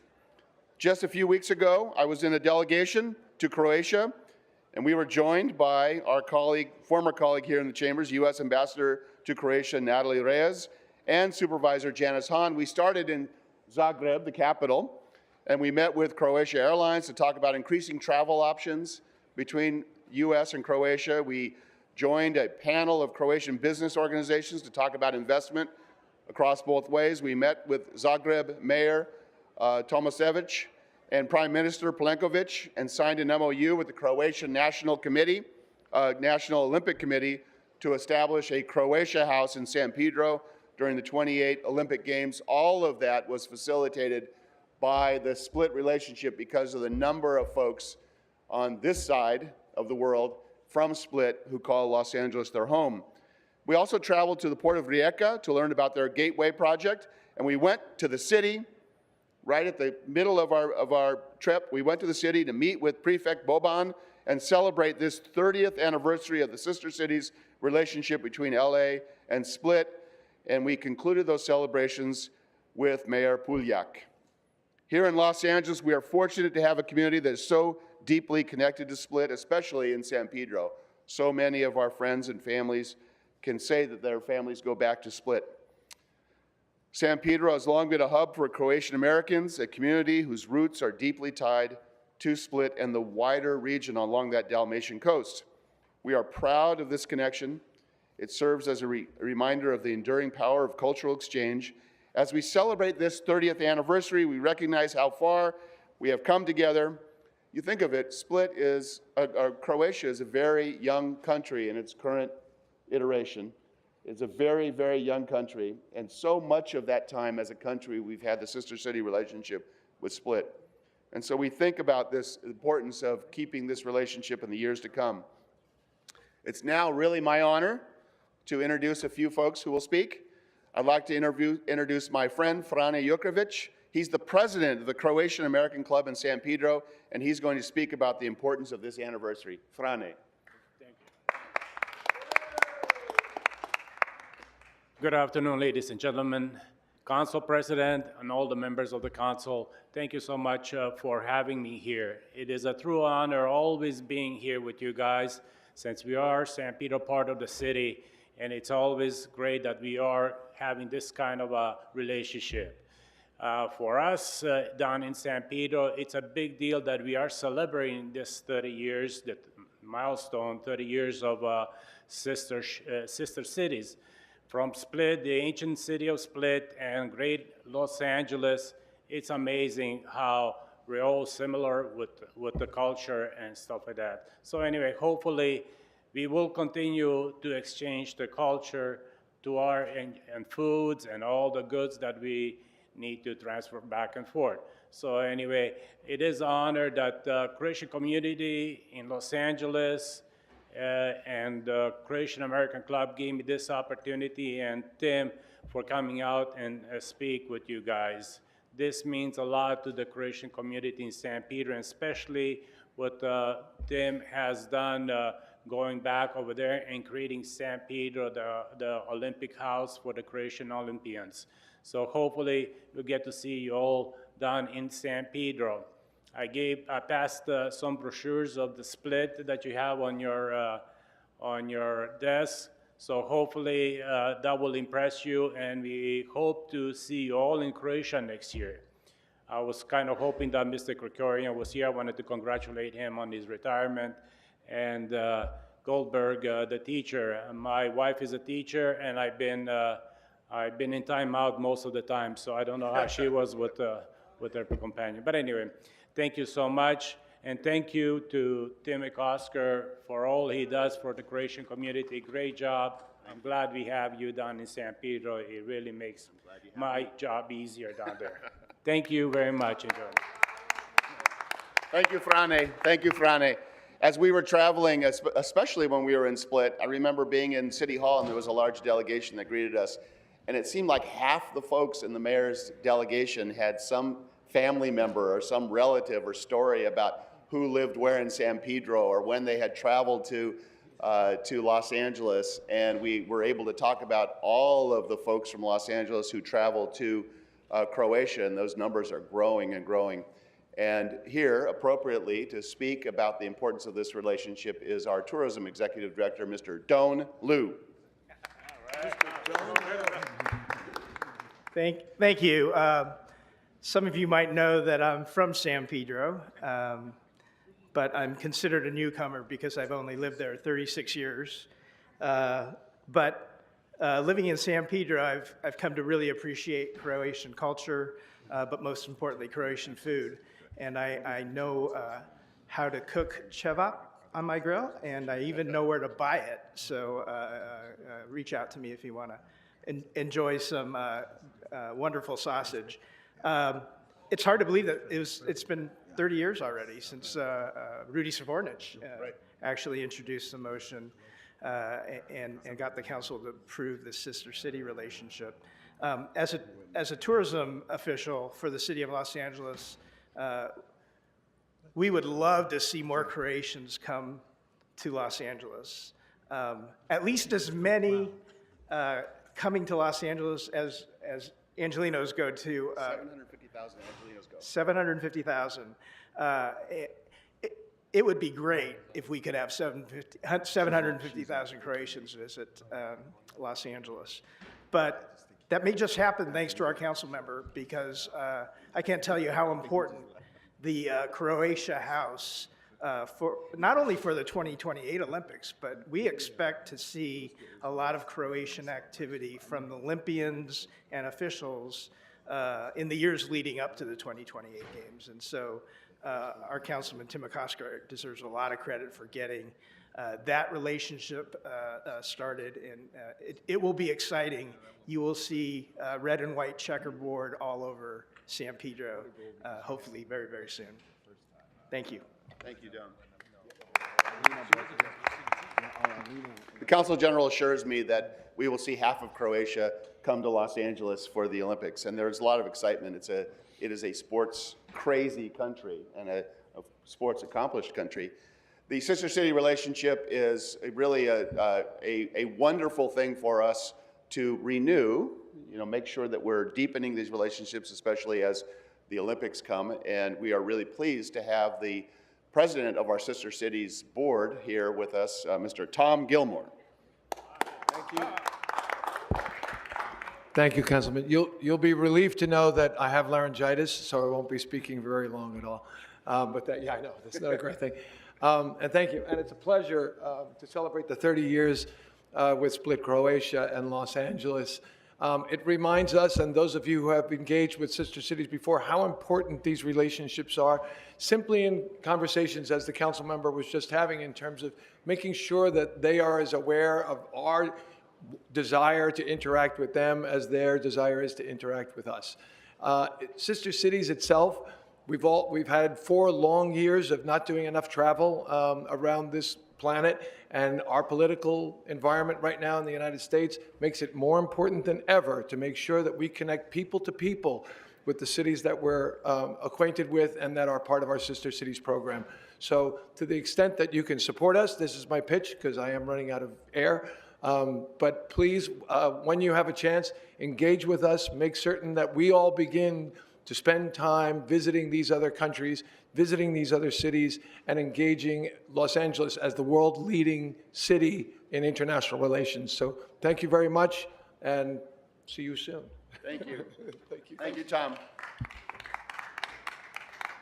Mr. McCosker, Yes. before you make the final presentation, we've got a speaker on the queue, Councilmember Rodriguez. Thank you, and congratulations, Mr. McCosker, on signing the first house. I believe it's the first house, because I haven't heard of any others, and you did it in the nick of time before there were any changes with our ambassador, so well done. Well done, but I was so impressed with the activation of the houses from all the different countries in Paris. It was phenomenal.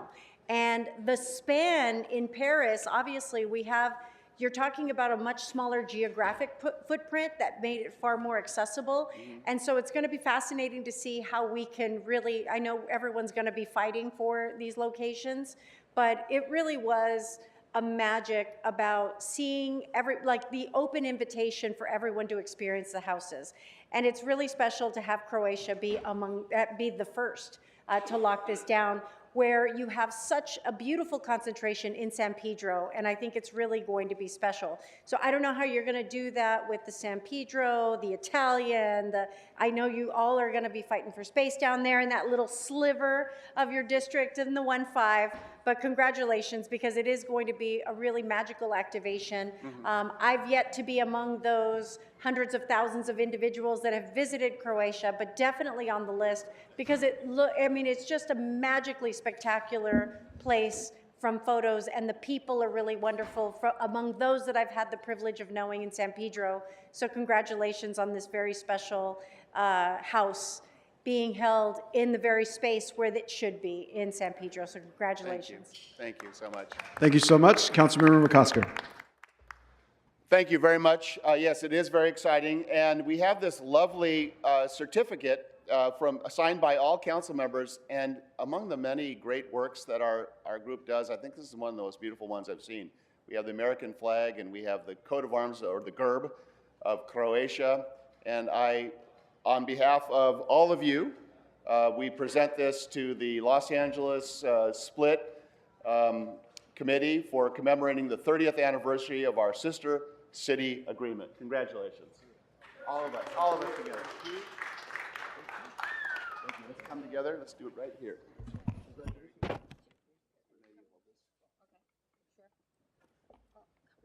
Come everyone in. We're in.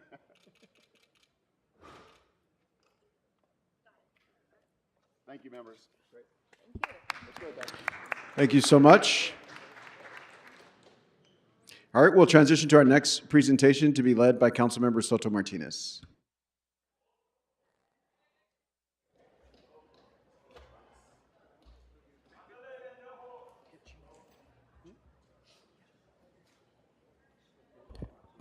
Thank you so much, Council President, for letting me do 2 today. This is a holdover from one of the last few meetings that we had. But, the great Sandra Cisneros once said that the beauty of literature is to allow readers to see things through other people's eyes. So today, in the wake of a national election that has made the need for other perspectives so clear, I want to celebrate a few Latino voices in literature that have made a major impact on my life. Standing behind me are 3 great authors who have moved me emotionally, inspired me, and one of them made me laugh a lot as I was reading his book. In many ways, it's hard to put into words the thoughts and feelings that have been drawn out of me, but luckily the folks behind me are much better with words than I am.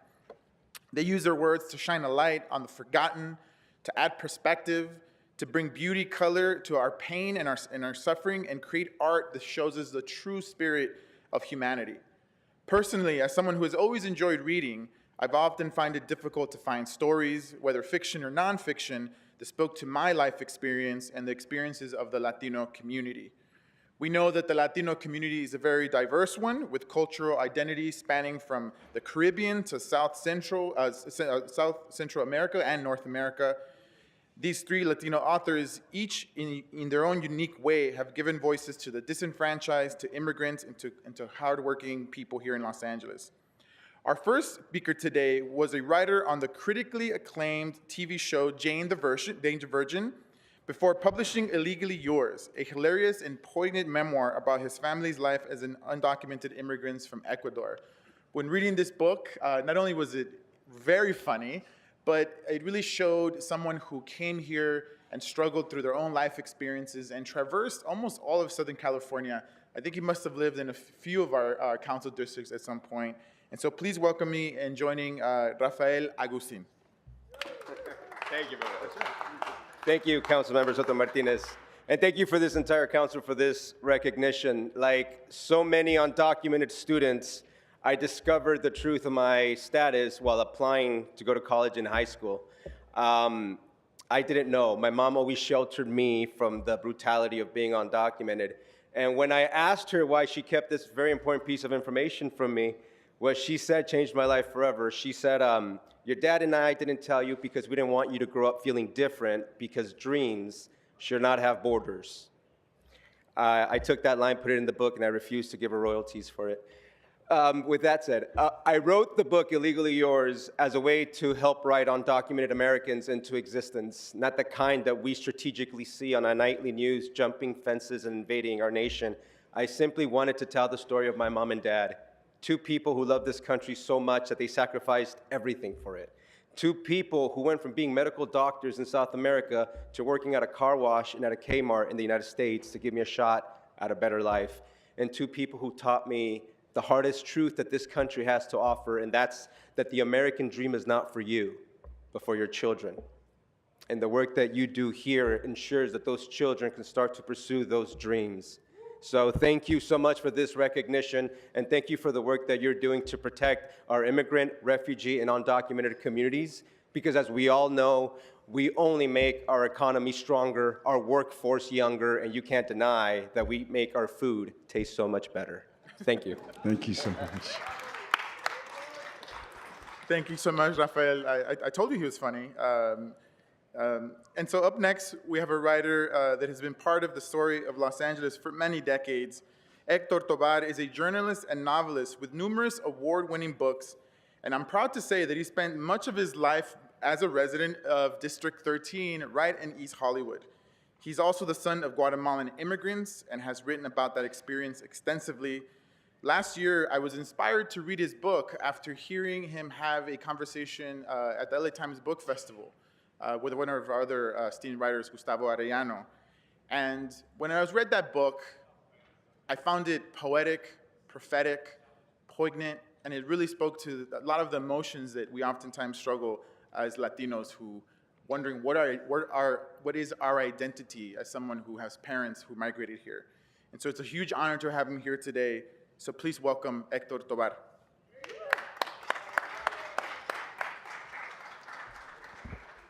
Thank you, Councilman Soto Martinez, for the recognition.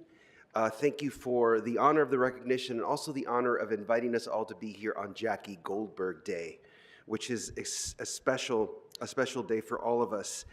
I was born and raised in the city of Los Angeles, the son of Guatemalan immigrants, born in East Hollywood on Madison Avenue, across the street from the public library. And I came to know Los Angeles as a city of hope and possibility, a city that where the freeways were still being built and then stopped by community protest.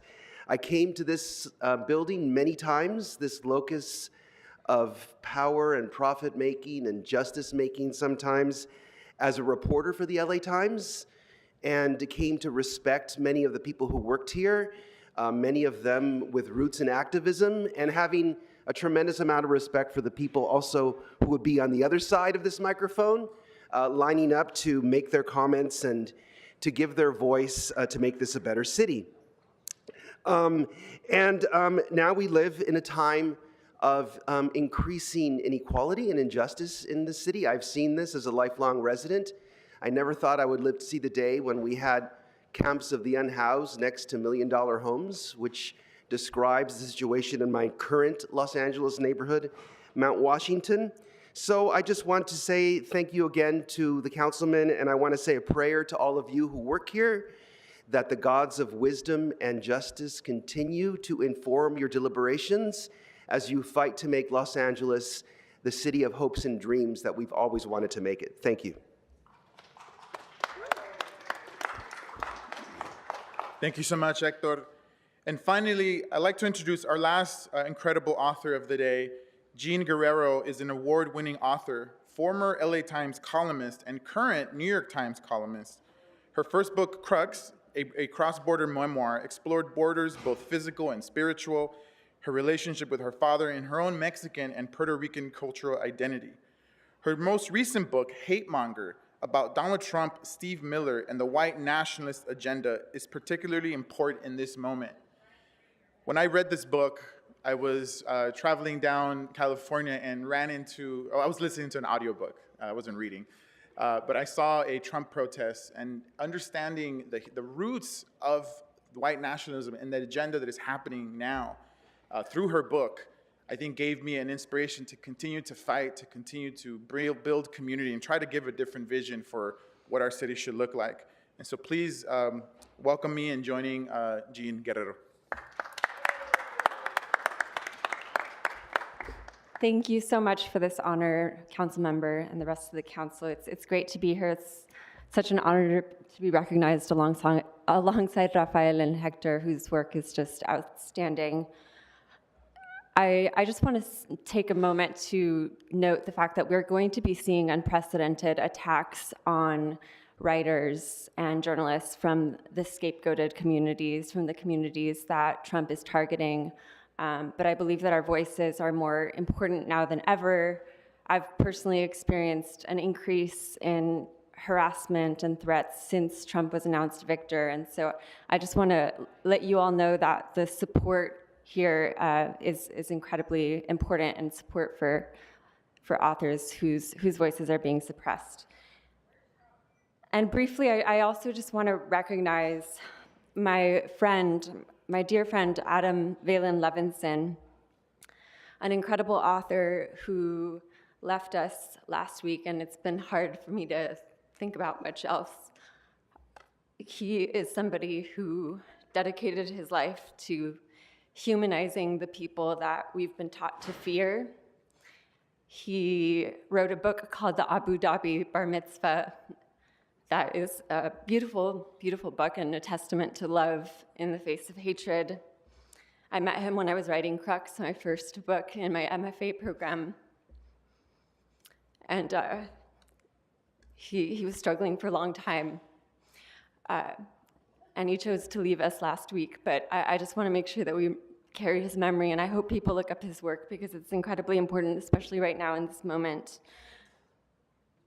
Ultimately, books, I think, are about making us feel less alone and helping us to have more empathy for one another.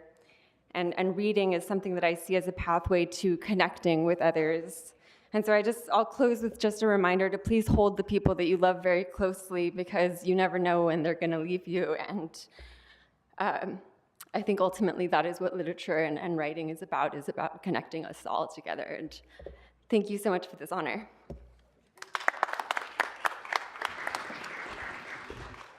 Thank you so much, Jean. I encourage everyone here and out in the public to read these books, have the courage to read these books, and understand why now more than ever declaring the city, this sanctuary city, was important, and why we must continue to fight and build a movement here in Los Angeles.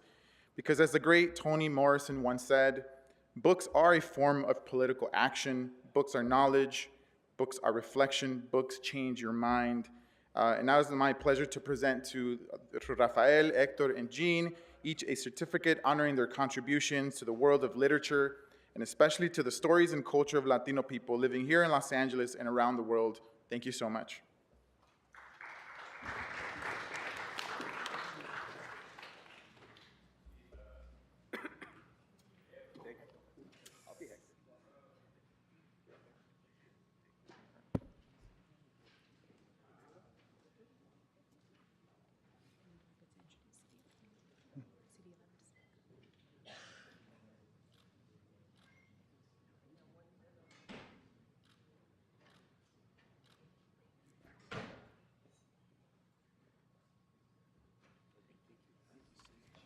Thank you so much, Mr. Soto Martinez. I want to call now on District 11 for a special presentation. Council President, I am honored to be joined here today by the Every Child Foundation, which is celebrating their 25th anniversary of service to the children of Los Angeles.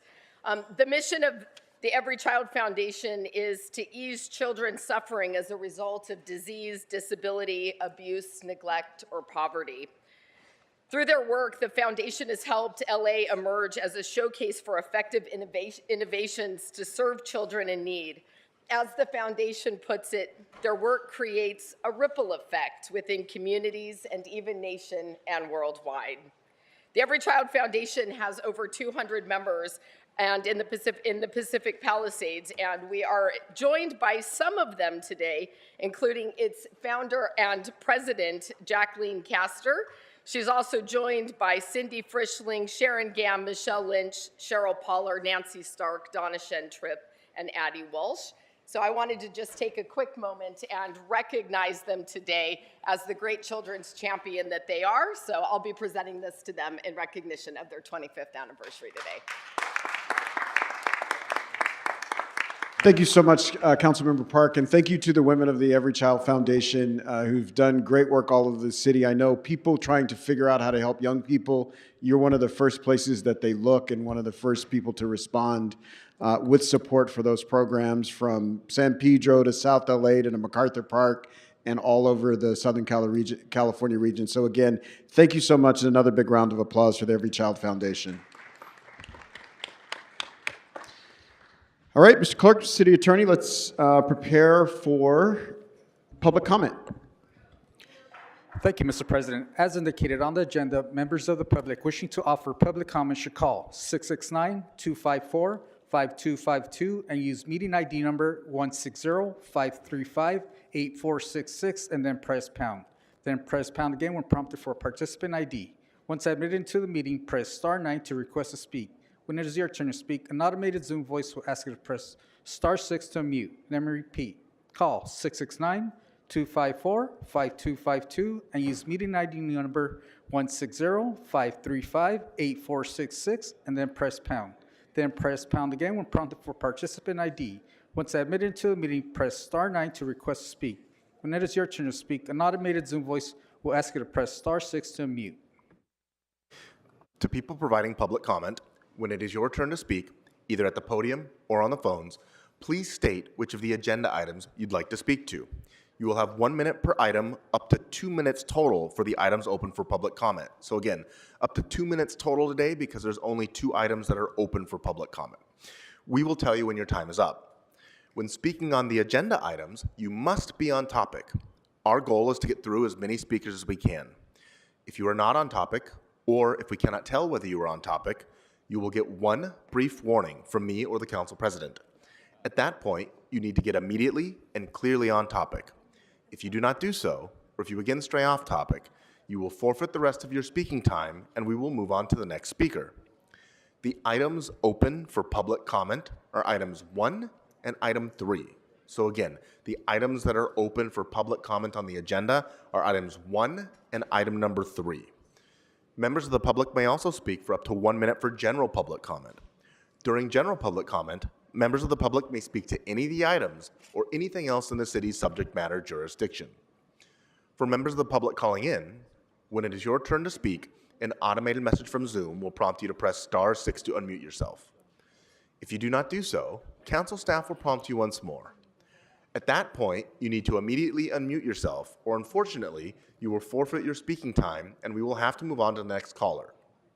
Additionally, because of a brief time delay between the live meeting and the broadcast, two things are important. First, while waiting for your turn to speak, please keep an ear to the phone so you know in real time when it is your turn to press *6 to unmute. Second, if you're listening to this meeting on another device, please turn down the volume on that device immediately when it's your turn to speak. Between feedback and the time delay, it will cause a great deal of confusion if you continue to listen on your other devices. And just one final announcement, if I could have the interpreter make this aloud for the room. If you require a Spanish language interpreter, please make sure to pause every few sentences so that the interpreters can do their job. Para las personas que requieren un intérprete al español, por favor pausen cada frase o dos para darle al intérprete la oportunidad de traducir. And we will pause your time so you'll get the same amount of time as everyone else. Thank you. Y pausaremos su tiempo, entonces recibirá la misma cantidad de tiempo que las otras personas. Gracias.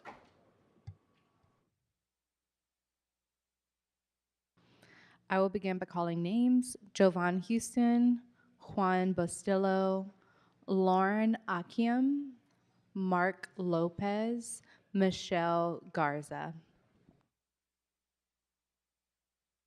And speakers, you do not have to speak in the order in which your name was called, but please wait until you hear your name before coming up. Thank you.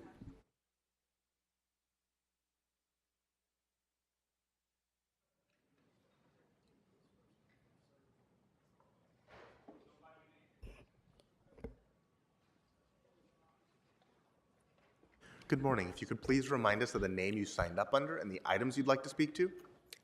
Jovan Houston, General Public Comment. Okay, so you have 1 minute. Go ahead. Sorry I can't stay any further, but I just want to congratulate Heather Hunt for your well-deserved victory. And we are excited to continue her amazing work with our community of workers. We want to thank you for her leadership and her commitment to uplifting working-class families. As a union worker at LAX, I deeply appreciate her for understanding workers every day in the city. We congratulate you, Heather Hunt. Thank you for your work.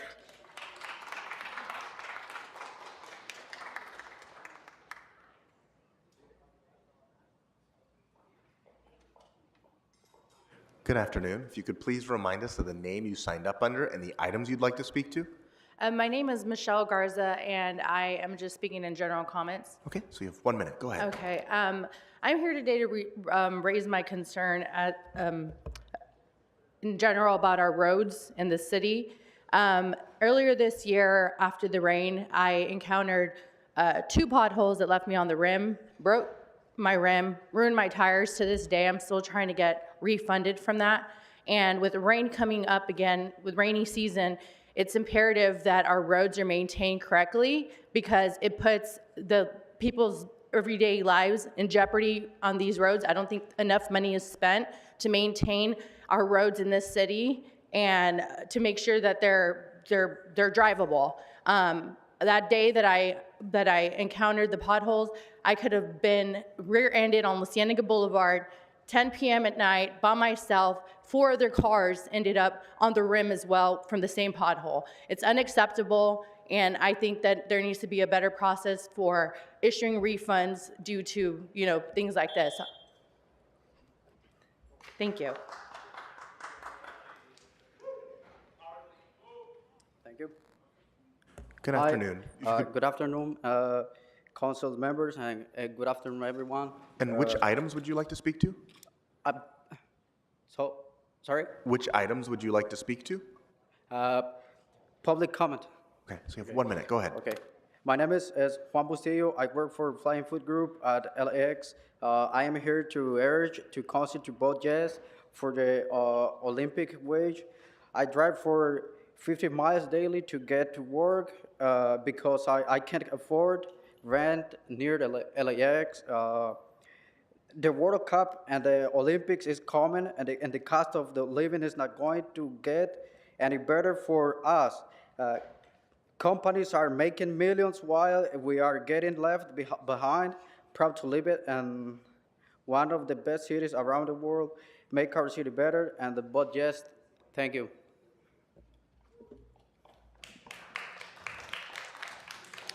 Joe M., George Harad, Geoff McQuilkin, Candido, Christopher Antonelli.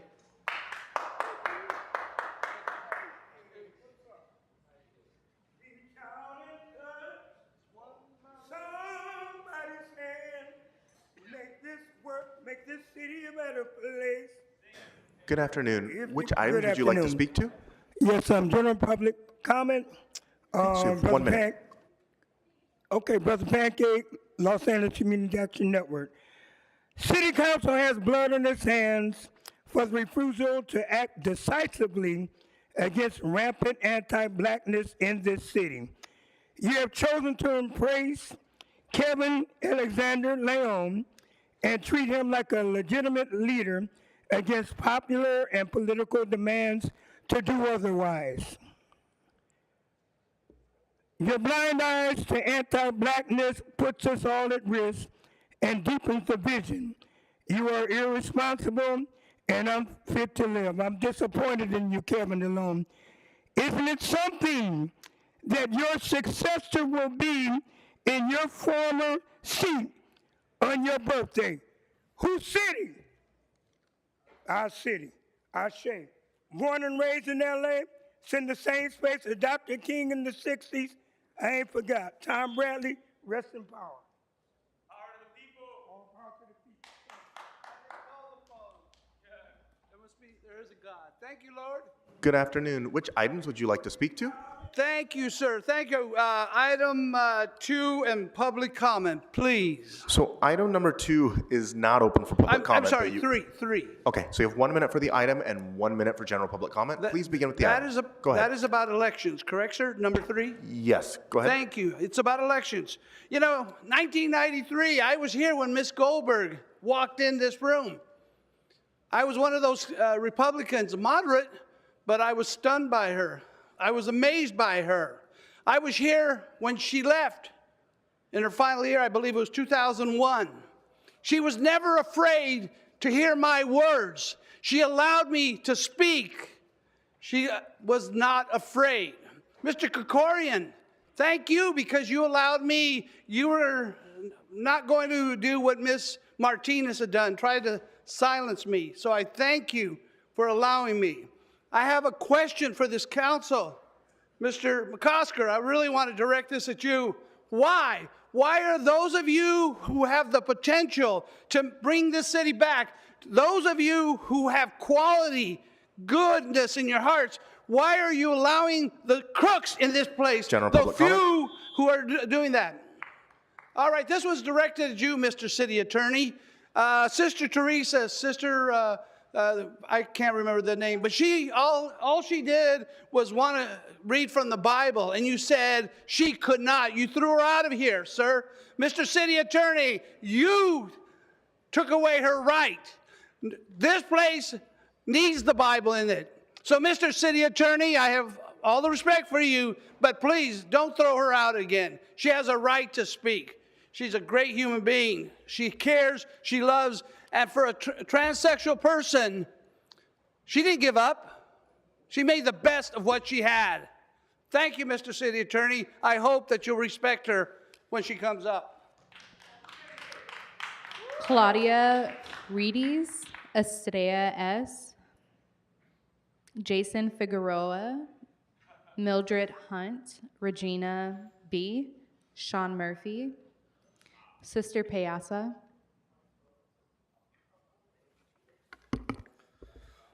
Item number 1, item number 3. Good afternoon. So you have 2 minutes for the items and 1 minute for general public comment. Thank you so much, Sergeant Duarte. Item number 1.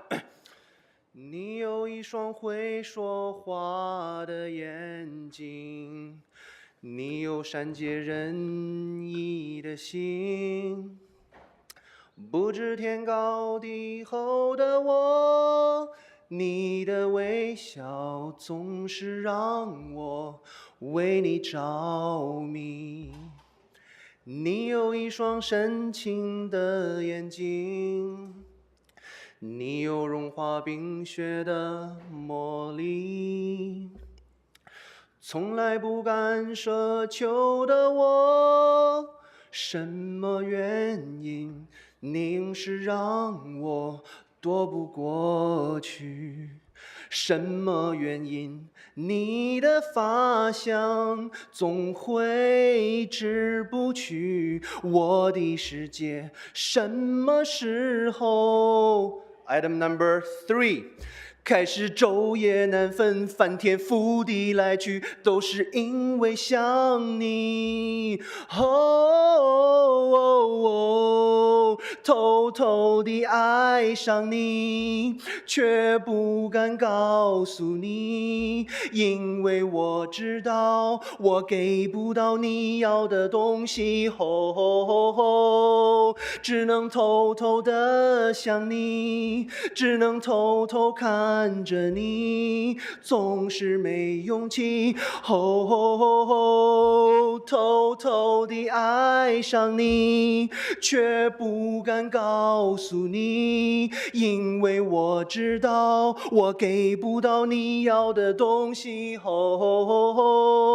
只能偷偷地想你，只能偷偷看着你，总是没勇气，总说不出我是真的爱上你。Let's talk about the law and order. Let's talk about the law and order in the city council. So I have a comments for our LAPD Sergeant Duarte.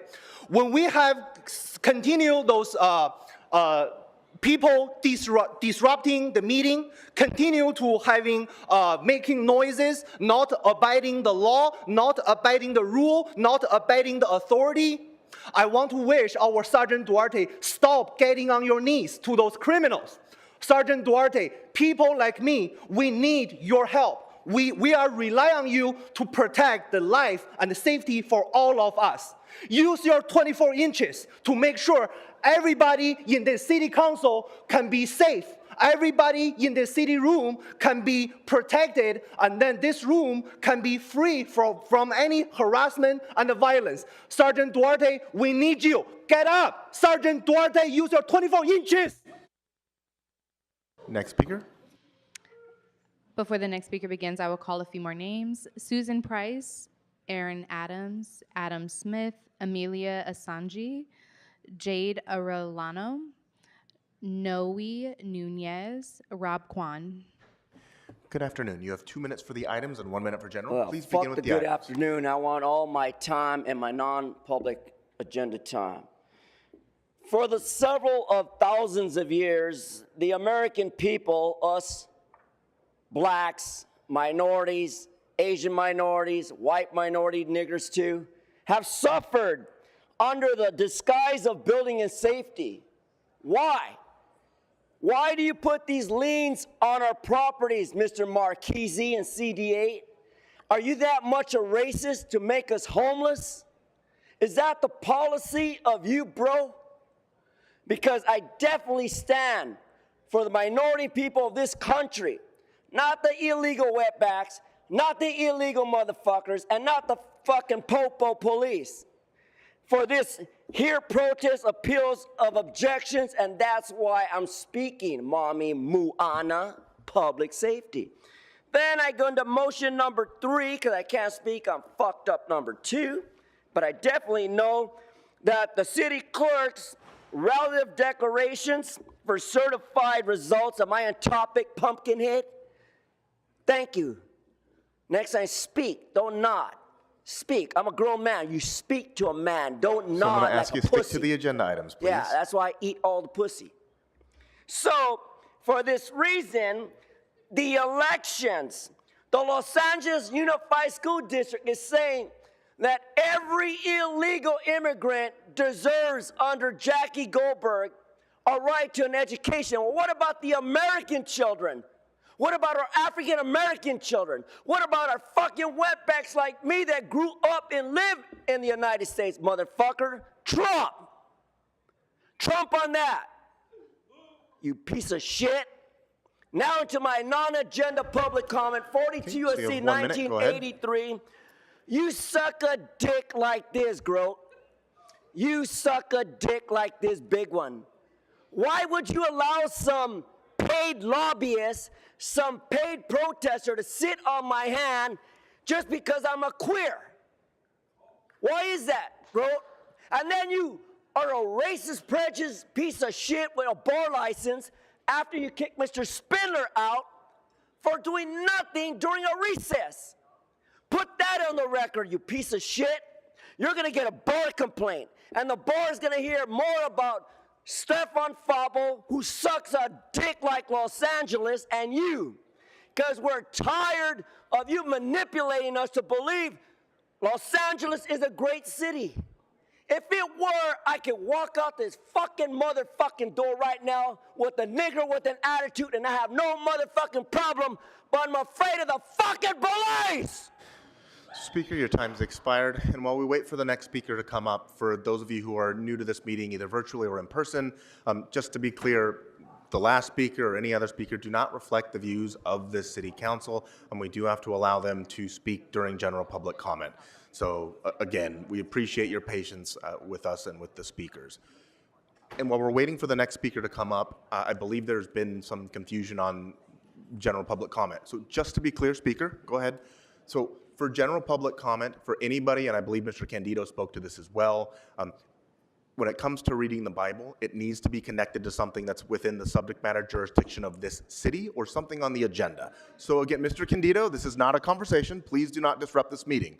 So again, if you're going to read anything from the Bible or any other book or quote anything else, it needs to be connected to either an item on the agenda or something within the subject matter jurisdiction of the city. Sorry, next speaker. Step on a rock, the rock made a sound. So we have 2 minutes for the items and 1 minute for general public comment. Tumbling down.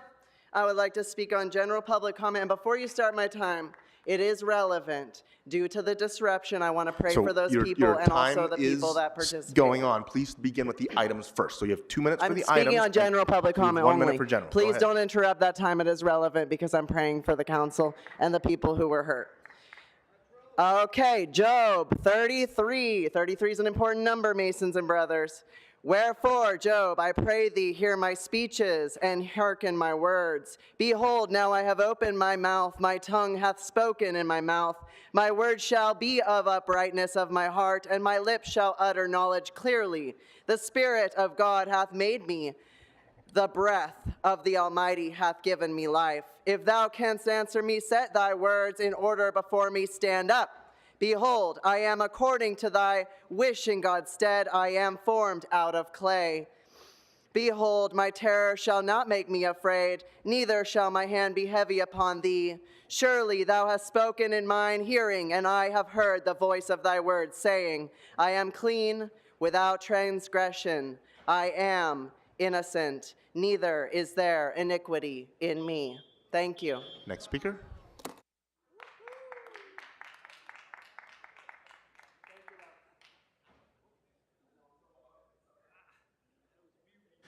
Good afternoon. If you could please remind us of the name you signed up under and the items you'd like to speak to. I'm doing public comment, Anna Sharon. Okay, so you have 1 minute. Go ahead. All right, my name is Anna Sharon. I'm a member of United here, Local 11, and I've been working at LAX since 2010. Since the pandemic, airport wages have not kept us with the cost of living. Workers at LAX don't make enough money to make ends meet. I'm a single mother, and I spent the last decade living with my 2 kids in a 1-bedroom. Finally, this year, some of us got a raise, and I was able to move out to a bigger place. But many of my coworkers still live in crowded conditions because of the cost of rent in LA is so high. We see business coming back. We know companies stand to make even more money in the future at LAX, but the workers that make this city run are being left behind. Starting Monday, I will be starting a fast in solidarity with my brothers and sisters who are in need of better wages and health care. We ask you to join us in fasting and listen to the people who work in your airport. Vote yes.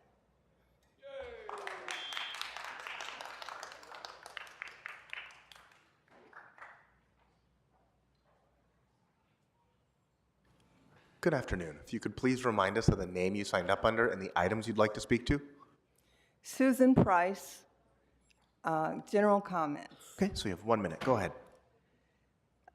Paul Krikorian, you expressed gratitude to your constituents.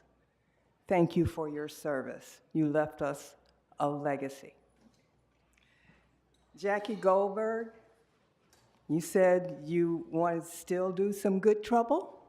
You can bring it to Skid Row. We need that. And we need your expertise. Now that you have some time on your hands, you can put those hands to work in Skid Row. We need that. Really need that. People are suffering there, and you could make a difference for us. Please come. LA Can will welcome you with open arms. Thank you. Next speaker.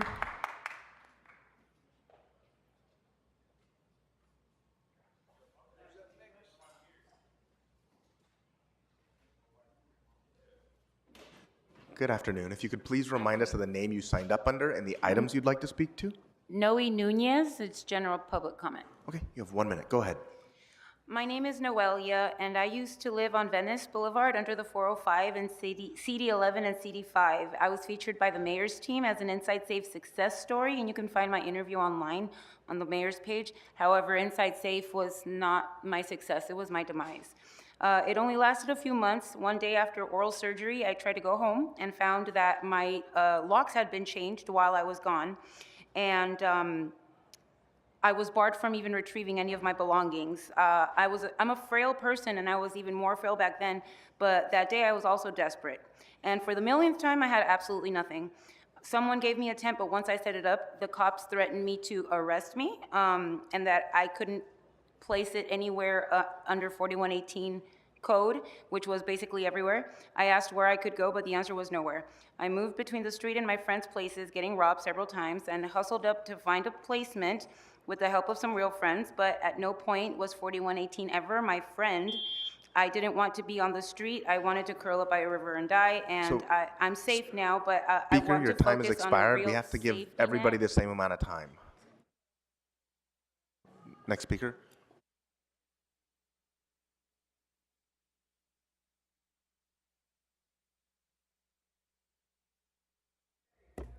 Amelia Assange today. I'll take item 3 in general, please. Okay, so you have 1 minute for the item and 1 minute for general. Please begin with the item. Great.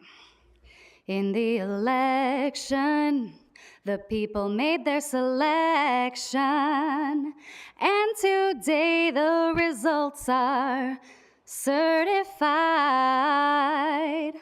The voters did what this body failed to. Finally, we get to tell him goodbye. Na na na na. Hey, Kevin, goodbye. Paul threw a party last night in Studio City. They served Pink's hot dogs, which is quite fitting. Farewell to the patty pink-faced dictator, Krikorian. Finally, we can tell you goodbye. Na na na na, na na na na. Hey hey hey. You got rid of a lot of the crowd who I think might have sang with me on that one. Let me just give it another one really quick. Na na na na, na na na na. Hey, hey, hey, goodbye. I don't think we're going to miss Kevin or Paul at all, and it's really funny that today is Jackie Goldberg Day, on a day when she's bragging about getting arrested and missing a Lakers game and all the good things she did for Hollywood. Meanwhile, we're arresting protesters this very day. We had a bunch of people removed this very day for what? Standing up against the corruption that exists in these chambers. And fake progressive Ulysses over here has the nerve to make a speech about it and act like she is helping when she's really part of the problem, enabling all this bullshit. So I say, fuck Jackie Goldberg Day. Let's have National LA City Protester Day because we're doing the real work that y'all won't. Fuck you, Kevin. We won't miss you. Next speaker. Before the next speaker begins, I will call more names. Virginia Bones, Steve Nyson, Shelley Armenian Cook, Sam Williams, Ruth Galanter, Nikolai Dressbach. Good afternoon. Which items would you like to speak to? Afternoon. Could you make sure the squawk box is on loud for Kevin back there? So, which items would you like to speak to? All items and general public comment. Okay, so you have 2 minutes for the items. That's 1 and 3, and 1 minute for general. Please begin with the items. Go ahead. Thank you, Grote. Item number 3 is the certification of our election results. And it's just important to remember, we went nearly 2 decades without an incumbent city council member being voted out of office. And now we've had at least one voted out in each of the last 3 cycles. I don't really have that much hope anymore, but I do know there is one thing that will keep y'all somewhat remotely accountable, one way of addressing corruption, and that is a competitive election, either voting you out or scaring you into doing a little bit better. So, just wonder, who's next? This week, the fundraising period opened for 2026 council candidates. Councilmember Parks trying to make sure she's not that person because she's getting out the gates, building up that war chest. Every single odd-numbered district will be on the ballot. And there's nothing personal here, but I think we need strong candidates across the spectrum in every single one of these races. That's why on Wednesday, Unrig LA will be hosting a Zoom training on how to run for office in the city of LA. You can register at bit.ly/unrig1211. So you're welcome to continue this during general, but I'm going to ask that you switch to item number 1 first. Go ahead. I got it all out there, Grote. So I will move to general public comment. Okay, I so am you have 1 worried minute. about Disheveled De Leon. He truly appears unwell. I am grateful that he seemed to have at least showered and trimmed that facial hair for today. Wednesday, it looked like if you put a goat puppet on his hand, he'd be looking like Wayne Spindler. My condolences to the council president. You are losing your best friend on the council. And that is the magic of this place. We've seen people like Gil Cedillo and Mitch O'Farrell have their COVID bromance, and now we have the Fed tapes bromance. It's just really cute to see the way that we can all come together.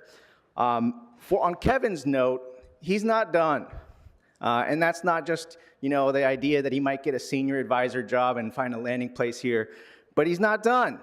He's got an art project. I don't know how many of you have heard about it. I gave some of y'all a heads up, but he's got a fun art project in the chamber, and you're all in it too. So, look forward to that coming out. Have a nice weekend. Before the next speaker begins, any speakers that signed up for in-person public comment, please line up to the left of the room.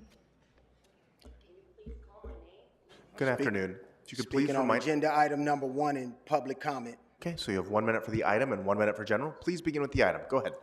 So, for the property on 88th Marquise Harris Dawson in District 8, your lazy ass has done nothing. We have abandoned properties all over, on Century and Hoover, on 104th and Avalon. Monica Rodriguez, you took care of your district in getting that vacant trash lot at that home cleared out. Marquise Harris Dawson hasn't done shit on 104th and Avalon. Trash is in the street, creating problems for children and pedestrians and people in wheelchairs who cannot get through. I have went on 311 repeatedly and made this an item to be picked up, and nothing happens. And they are fraudulently closing my complaints. I have them in my phone. Fuck this city council. Now I'm gonna go to general comment. Okay, Good so you have 1 morning. minute. Fuck the entire racist poop butt city council. Deny, defend, depose. Fuck Karen Bass, Sleazy Marquise Dawson, and IBW Local 18. If Monica Rodriguez fixed the home trash lot situation in her district, why haven't you cleaned up District 8, which has a vacant trash lot, an apartment building full of pedophiles, and trash on Avalon and Century, in which a woman was shot and killed by an AK-47 in her apartment? Street takeovers, but Marquise Sleazy, president of the city council. Marquise Sleazy Dawson, District 8 looks like a third world country compared to District 10 and District 2.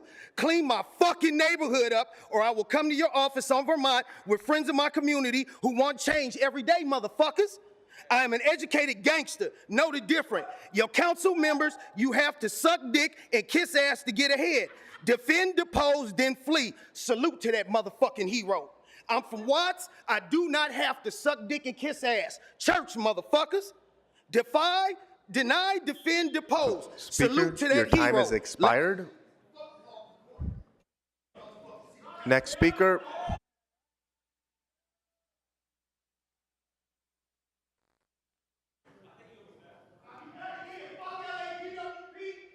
So, sir with the hat who just spoke, please do not disrupt this meeting. We need to move on to the next speaker. I think Good he said fuck afternoon. LAWWP because they call Good it Department afternoon. of White People. Which items would you like to speak to? You said 2 wasn't available, right? Correct. 1 and 3 are the only items open. 1 and 3 in general public comment, Okay, so please. you have 2 minutes for the items and 1 minute for general. Please begin with the items. Go ahead. Cool. I actually met the lady that takes care of the liens a little while ago.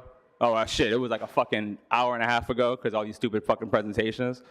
And she was coming at me aggressive, the lien lady, because she didn't like the way I was responding to the escalation of an officer that's escalated with me before. This is the lady that handles the liens.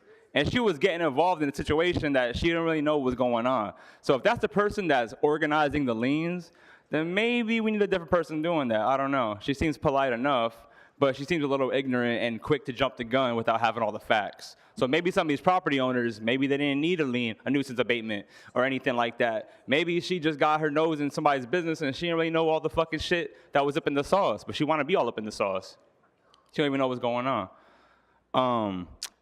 Item number 3 is about the certification of the elections. I want to congratulate Heather Hutt because she proved herself. She won she won pretty handedly, so nobody can really talk shit on her race. She's also like probably the most polite one here. Y'all are pretty disgusting, to be honest. The rest of y'all, I really hope I never said anything bad about that lady because she's been pretty nice. But then you got Ulysses to her side nodding along, but she's a disgrace. And then you got Harris Dawson, which I don't even know how he won his race when he gave away public land to the Marriott Hotel. So Ulysses looking pretty next to Heather Hutt. I don't know. Maybe she got more money now. I know she got bangs and her makeup all done up, but it's really a disgrace, to be honest. She's laughing because she thinks it's cute, but people out here don't think it's cute no more. These races are they're a joke. Heather Hutt won because she's really sweet. Maybe she'll do a really good job. I hope she does. And if I ever move to her district, I'll support her. But the rest of y'all, they're fucking disgusting. And it's really a shame how y'all don't pay attention to her comment. And you laugh like it's a joke, but it's not. General public comment. Sean Murphy wanted to let y'all know that he hated Paul Krikorian, and he hopes he goes and fucks himself. And he doesn't care if he gets shot. That was Sean Murphy. That wasn't my words. I try to warn y'all about the people, the will of the people. You didn't listen. And now an insurance executive got killed, and everybody cheered it on. Corruption is on the menu, and everybody's looking to get served. This rock represents the rock that David hit Goliath with to show that no giant is too big for anybody that has heaven's mandate within them. And this stick represents Yahya Sinwar's stick, which he threw at the Zionist occupation, the genocidal maniacs, to show that no matter what, no matter how big the enemy, even Israel itself, even if royalty, even your bullshit authority, we'll throw the last stick we have at y'all. I'm gonna submit these for the record. Y'all are pretty disgusting, and I warned y'all, and I'm not crazy, but there's a lot of crazy people out here, and they're gonna do something. I warned y'all. Speaker, your time has expired. Next speaker.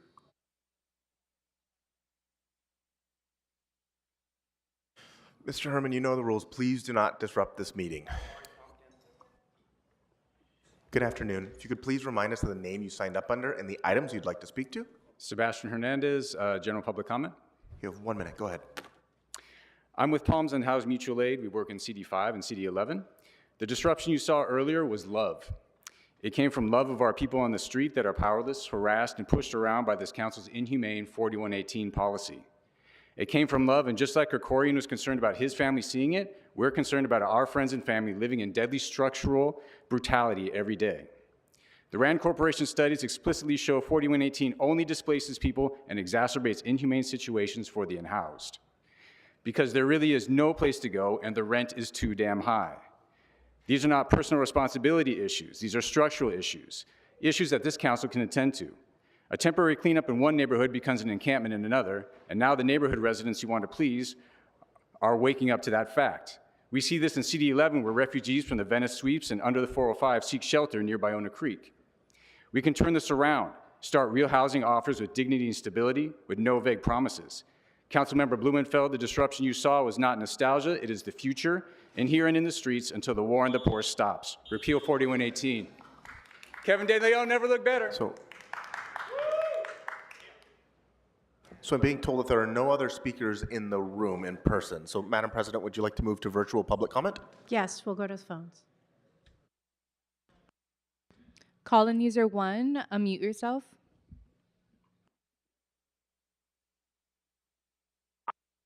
Caller user 1, I believe you're unmuted. Please, which items would you like to speak to?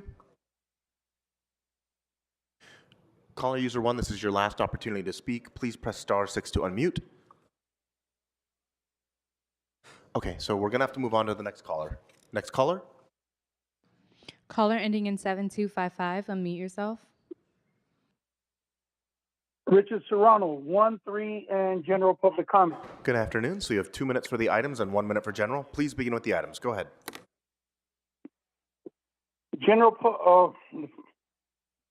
Number 3. You have an election there that just went through, and again, it seems to be lobbyists will always be part of getting somebody elected to office. So how, I mean, it's crazy for me. This is new to me. I get it. I'm not a politician, but you guys allow people to pay somebody to get in office and then say you're representing the people. Paul Krikorian in his video, oh, we're allowing this, that way they elect their own election people. But he appointed Ms. Hutt, and I love Ms. Hutt. Told her that the day she got elected. It just bothers me that you guys are, again, hypocrites to whatever you say there. The lady that came in and prayed, I told you already, city attorney, the rosary is around our city shields. You have no basis to say that you do not know that she's This is not on the agenda. Please stick to the agenda items. You're welcome to continue this during general public comment, though. During election time, you should only allow the people to be able to come in and contribute to the people that are running for office. All this money from the lobbyists, LAPD, fire department, again, pay to play. They get elected and they get their way. You've exhausted your 1 minute on item 3. Please switch to item number 1. Actually, you've used more than your 1 minute. Okay, general public comment. Okay, so you have 1 minute for general. Go ahead.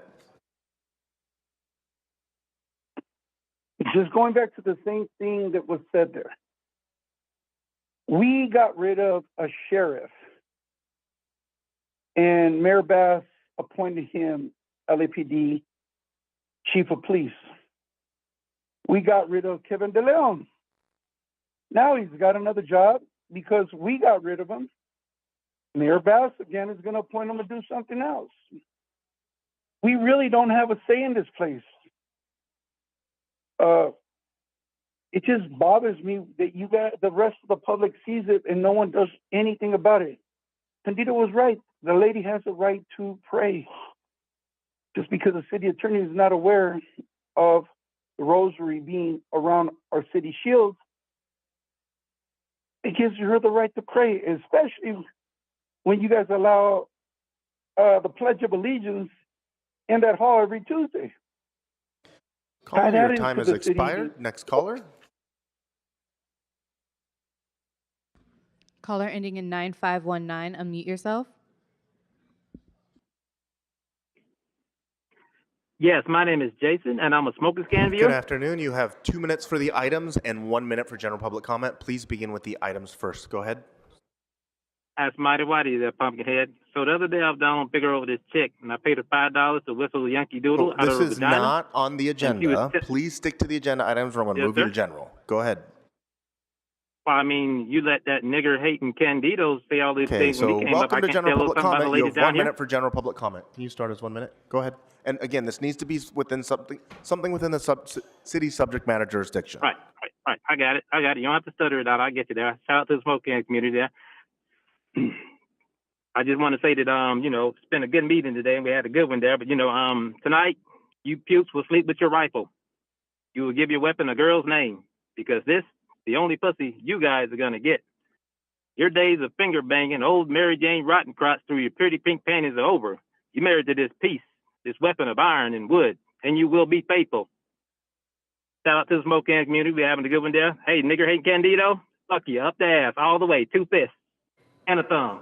But y'all have a good one. All right, Mr. Candido, this is your first and only formal warning. You've actually disrupted this meeting multiple times. Please do not disrupt the meeting. Thank you. Next caller.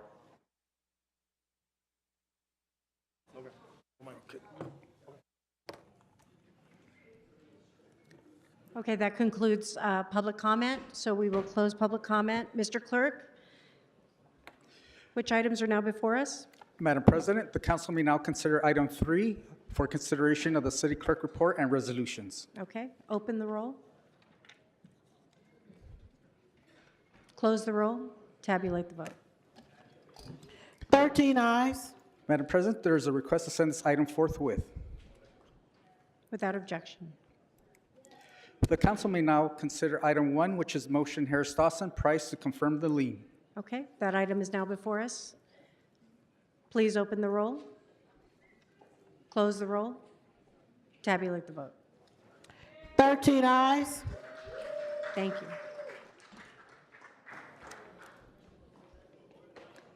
And now that brings us, colleagues, for announcements.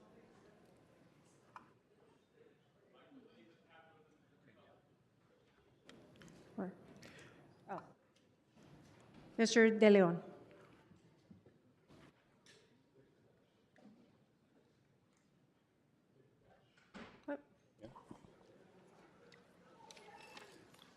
Thank you very much, Madam Chair or Madam President.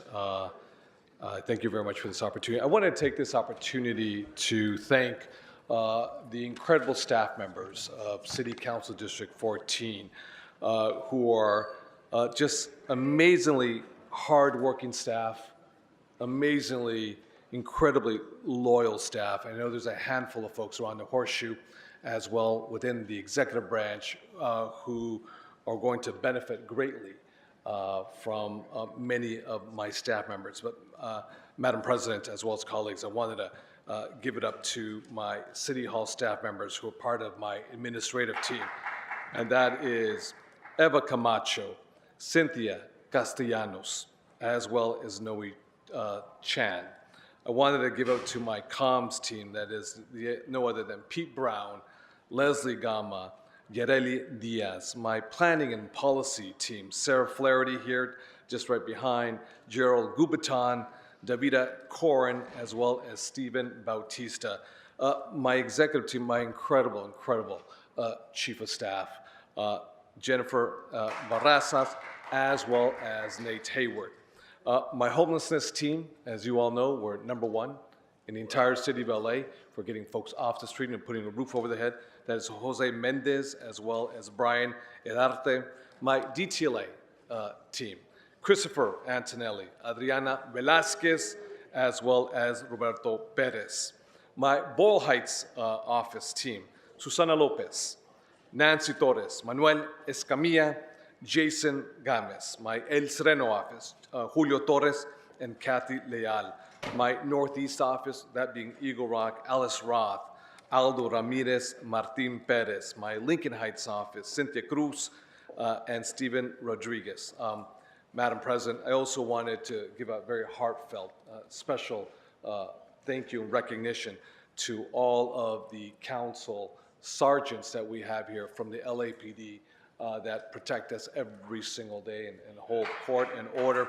I wanted to give them a special recognition to the CLA team headed up by Sharon So. Thank you very much for working very closely with our team to effectuate what I believe will be some groundbreaking policies in the city of LA. To Matt Sabo, who's not here at this moment, but to him and the CAO office as well, I want to thank them very much. To the city clerk and the city clerk's office, thank you so very much for processing all the important policies and memos and motions that we move forward. Channel 35, I want to give a very special thank you to all my fellow council members here. To them, as well as to the individual staff members as well. And not just the principals around this horseshoe, but to the staff members here as well, who have comported themselves in such a manner, a dignified manner, working closely with my staff members. To all the folks, I want to thank you very much. I want to wish the very best to all of you, my colleagues here. I want to wish the very best to our new council president, Marquise Harris Dawson, as you usher in a new group of individuals who will be coming here. To my opponent, to Isabel Jurado, I want to wish her nothing but the very best. And to Isabel Jurado, I'm just a phone call or text away for anything that you may need, any expertise inside, behind the scenes, wherever it may be, overtly or covertly. Please feel free to give me a holler or send a text. I want to thank, again, all the City Hall family for their incredible work and working closely with all the department heads. All the department heads have been quite incredible. There's a handful of department heads that we worked with very, very closely, but I want to thank all of the incredible department heads in the city of LA. I know as we enter a new period, it's going to be tough given the structural deficit that we have here at the local level, the structural deficit that we have here in Sacramento, California, and just a new regime in Washington, D.C. But I trust that collectively, all of you folks with staff and department heads will be able to steer us in the right direction during stormy waters that are coming before us today. But I want to thank all of you from the bottom of my heart. Lastly, I want to say is that for City 14, we will leave an unprecedented amount of dollars, approximately $445 million. This is unheard of. In either a city as a whole or let alone a city council district. I want to give a few highlights. $47.5 million for Skid Row. $37.7 million for Boyle Heights. $33 million for Hollenbeck Park. $34 million for Valley Boulevard. $41 million for the Downtown Women's Center. $30 million for the Little Tokyo Service Center for Affordable Housing Project. That is just a small example. $164 million from the 710 mobility dollars. Now, be mindful, every single dollar that I just mentioned is outside of the LA City budget. This is not part of the LA City budget. It's not part of the general fund budget. It's not part of any special funds from within the city of LA. These are dollars that I use, my discretionary dollars, to hire experts, outside consultants to sort of put the package together, and we actually apply for the money. It's rather unusual. It's rather unorthodox, without a doubt, but we competed with City of San Jose, City of San Diego, City of Fresno, City of San Rafael, City of Sacramento, even the City of LA when they were reviewing the applications. We applied through City Council District 14, and we were able to score $445 million. Be mindful, colleagues, that this money is unfungible, which means it can't be utilized for any issues that are not germane to the project itself, and also to they're not to be commingled. In other words, you can't commingle it for any other issues that are not germane to the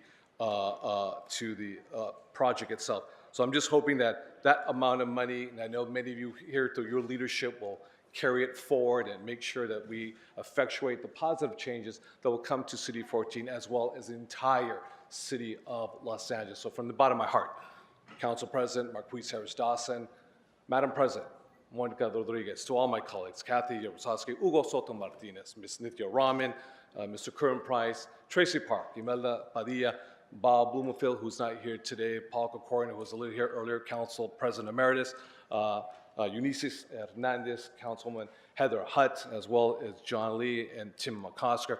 I wish you all collectively nothing but the best and much success as you move forward for the betterment of your respective districts as well as the city as a whole. And just one last thing, to all the incredible staff members here today, I want to thank you very much, because whether you worked for me or you worked for other staff members, we have collaborated, we have cooperated together, and from the bottom of my heart, I thank each and every one of you. Thank you very much. Gracias. Thank you, Mr. De Leon. Mr. Harris Dawson. Thank you so much, Madam. Thank you. Thank you so much, Madam President. I want to rise to thank Councilmember De Leon for his service. As you stand here today, you and I and the council and the public have been through one of the toughest set of political relationships and professional relationships that we've ever had. And you stand here today standing tall, having gone through it and run through the tape, and in many cases recovered and continue to work on recovery. And I just want to thank you for maintaining a high level of professionalism through the end. And I want the public to know this, just 2 days ago, we had almost 300 people in the rotunda waiting to have a meeting, and it was a committee that you were on that was struggling to make quorum. And I called you, and you picked up at the doctor's office. And I said, I got to have you for quorum, because we got to take care of this issue for these folks that have shown up to City Hall. And you said, my doctor's appointment will be over in 10 minutes. I'll be there. And you showed up, and you did not have to do that at all. You could have said, you know what? I'm taking my marbles. I'm going home. I'm going to the beach to enjoy the last few days. And so I appreciate you for that, and the care with which you've handled the city, despite all the controversies that has surrounded the time that you've been here. And so with that, on behalf of this council, thank you very much, Councilmember Kevin De Leon. Thank you, Mr. Harris Dawson. Ms. Padilla. I don't have much to say, but I do want to just kind of put it out there. There's a lot of moments where this feels like it's a thankless job, given the amount of hours and the work that we do and the things that we come to in the office, right? But I know that, as mentioned, there's been a lot of controversy that you've been having to deal with in the last almost a year or two. I know, and I know that wasn't easy, but I know for myself, I know that since I've been here, I've noticed that you have just tried really hard to at least get the work done and not forget that while you were here, that it is about the constituents who placed you here in the first place. So for everyone that wondered or is critical, are you supporting Kevin De Leon? Are you, on his side or whatnot? At the end of the day, we're colleagues and we're here to support things that happen in our district. So for myself, it was always important for me to know that when and if I partnered with you, it was because I knew that what you were doing was for your district. So thank you for what you've done to your district, and I wish you the best, and congratulations on the work you were able to accomplish, not just here, but even before. Okay, sergeants, would you please escort the gentleman disrupting the meeting? You've already had a warning, sir. Stop disrupting this meeting. Rob Kwan, you're excused from the meeting. Thank you. Mr. Price. Thank you, Madam President. I too just want to join in thanking Kevin for his service. I certainly got to know him best in Sacramento, where he came to the council, worked on many projects. He certainly had an eye for the people, a heart to get things done, and I think you certainly have reflected that. Of course, the situation was unfortunate that occurred on tape, and I know you've been making some real strides to atone for that. I know that process is still ongoing, but I certainly appreciate your willingness to give, to extend, to share, and to be humble, and to know that service is making things happen for people. So again, thanks for your service, and look forward to your continued success. Thank you. Thank you. Mr. Lee. Mr. De Leon, I just want to say thank you. We know this job comes with sacrifices that we have to make, and I'm appreciative to anybody who throws their hat in the ring knowing that. And you've done that for so many years because you are a person who has really cared for their community, and it's something that I've had the privilege of seeing here and working with you here in the City Council. You know, you and I may not have always agreed on every subject, but I know that you have a sincere concern for the people that live and the people that you represent. I think it says a lot about a person when their staff sticks with them through good times and bad times, that type of loyalty is not something that's bought or anything, it's something that's earned. And that shows a lot about your character. And I just want to say thank you for your service, your friendship, and everything that you've done for that small, your small slice of the city of Los Angeles, and I wish you all the best. Thank you, Mr. Lee. Ms. Park. Thank you, Madam President. I like the way that sounds. Mr. De Leon, I hate goodbyes, so I refuse to consider this one just as so long for now, and I know I'll see you around.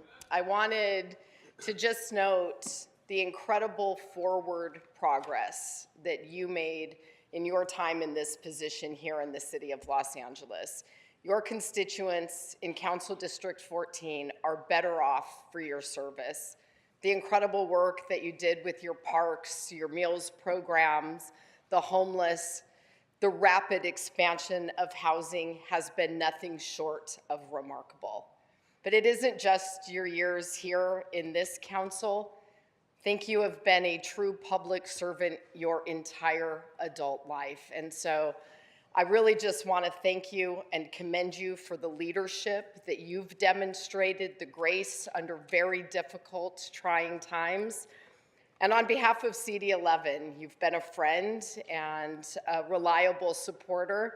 And even on things that you and I didn't agree on, I have appreciated your support of my leadership, the deference to my judgment in bringing forth the policies and the agenda that I need to advance on behalf of my constituents. And I really appreciate that, and I know that you've done that for others in this room as well. We're gonna miss you, I'm gonna miss you, and I wish you all of the best, Kevin. Thank you, Ms. Park. And Mr. De Leon, I think, I know you've had a lot of professional relationships with a number of individuals from the state legislature that certainly precede us working directly with one another. But by reputation, you were among those that I grew up learning about because of your advocacy, fighting for the most vulnerable individuals that were not recognized at a time that it wasn't in vogue, when that wasn't the norm, when you were working at One Stop Immigration, when you were organizing during 187, when some people weren't even born yet. That is the legacy that you continue to carry, is that you, by example, by your life's example, have been that stalwart individual that has fought for workers' rights, that has fought for immigrant rights, and may all of us have the guts to stand strong and remake ourselves after the worst moments of our life. That's all we can do, is pick ourselves back up from any vulnerable moments that any one of us could ever experience. And so thank you for fighting for your district. Thank you for fighting for our communities. Thank you for being a partner for so many of us. And I thank you for your incredible years of public service, because there is a long-lasting legacy that you leave from the state legislature to here in local government. So thank you for your service. Thank you. And now, colleagues, are there any other announcements? Seeing none, Ms. Madam Shears. President, for the record, council has motions for posting and referral. They are posted and referred. Stand for adjournments? Oh, you have an announcement? Okay, Mr. McCosker. Thank you very much. Colleagues, tonight we're kicking off in the 1-5, our second annual Winter Wonderlands. We'll be in Wilmington just in a few hours at the Wilmington Town Square, and tomorrow evening we'll be On the waterfront at the Port of LA Town Square, Berth 84. Like last year, we're hosting Winter Wonderlands throughout the district. That'll be fun for the entire family, snow fun, Santa, tree lighting, sledding. The holidays are a time for connection. I'm thrilled to be with our community as we come together. So, friends out there in TV land, mark your calendars for Winter Wonderlands coming near you. Next Friday, we'll be at the Watts Civic Center. Wednesday after that, Ken Malloy Regional Park in Harbor City, and concluding in the Gateway at Normandy Rec Center. So come on out. Fun for everyone. Thank you. Thank you. Any other announcements? Okay, seeing none. Adjournments, Ms. Yaroslavsky. Much, Madam President. I'd like to adjourn today's meeting in memory of Adrienne Omansky, a remarkable Angelino who dedicated her life to protecting and empowering others, particularly older adults. I'm joined today by her husband Arthur, her daughter Melissa, and Melissa's husband Sean. Thank you for being here. Most of us know Adrienne for her groundbreaking work as the founder of the Stop Senior Scams Acting Program, a creative peer-to-peer initiative she launched in 2009 to educate seniors and the broader community about scams targeting older adults. Her work made a really profound impact, earning national recognition from the U.S. Senate Special Committee on Aging in 2018, and it became a model for empowering vulnerable populations. Adrienne was a graduate of UCLA and Cal State Northridge. She spent 38 years as a teacher and advisor in LAUSD's programs for older adults. And even in retirement, she remained tireless in her advocacy, often collaborating with our office and others to advance her mission. She was in here just a couple of months ago where we honored her for her incredible work. In so many of our districts, they put on these plays and gave examples of real-life scams, and the rooms were always packed. We did one at the Fairfax Senior Center just a couple months ago, and there were a couple hundred people in the room, and it was a really wonderful event. Adrienne is survived by her husband of 54 years, Arthur, their daughters Melissa and Felicia, and 4 grandchildren. Adrienne was a kind, compassionate, and selfless person whose legacy will continue to inspire and protect. Adrienne Omansky will be deeply missed, but her memory and impact will certainly live on. Thank you, colleagues. Thank you. Ms. Hutt. Thank you, Madam Chair. To Adrienne's family, I want you to know that she was certainly someone we could depend on, someone that would share the message of protection throughout the district, District 10 and District 5. I was really shocked that she left us, and I will certainly miss her. Please add me to the adjourning motion. Thank you. Thank you, Ms. Hutt. Mr. Harris-Dawson. Councilmember Yaroslavsky, thank you for this adjourning motion. I'd like to be added as well. There was no better excuse to leave council early than when there was a Stop Senior Scams event/party at a senior housing facility in the 8th District. And so she brought so much joy to the community, not only the important work of stopping scams, which is super important, but relationships, laughter, joy, and fun for seniors all over the city. And so we're truly grateful for the light, the angelic light that she left on the City of Angels. Thank you. Mr. Price. I'd like to join that resolution. She and her group used to turn out the convention center when we had our senior luncheon there. And so she was just such a powerful force and spirit. She was going to be missed, and we're glad that you shared her with us. Thank you. Thank you. And I'd like to request that we make it an all-council adjournment. Our condolences and our deepest gratitude for her incredible service, because it's an issue that has affected so many seniors throughout our city. And her work is definitely left an indelible mark. So thank you, and our condolences. Thank you. Colleagues, any other adjournments? Seeing none, thank you very much. This meeting is adjourned.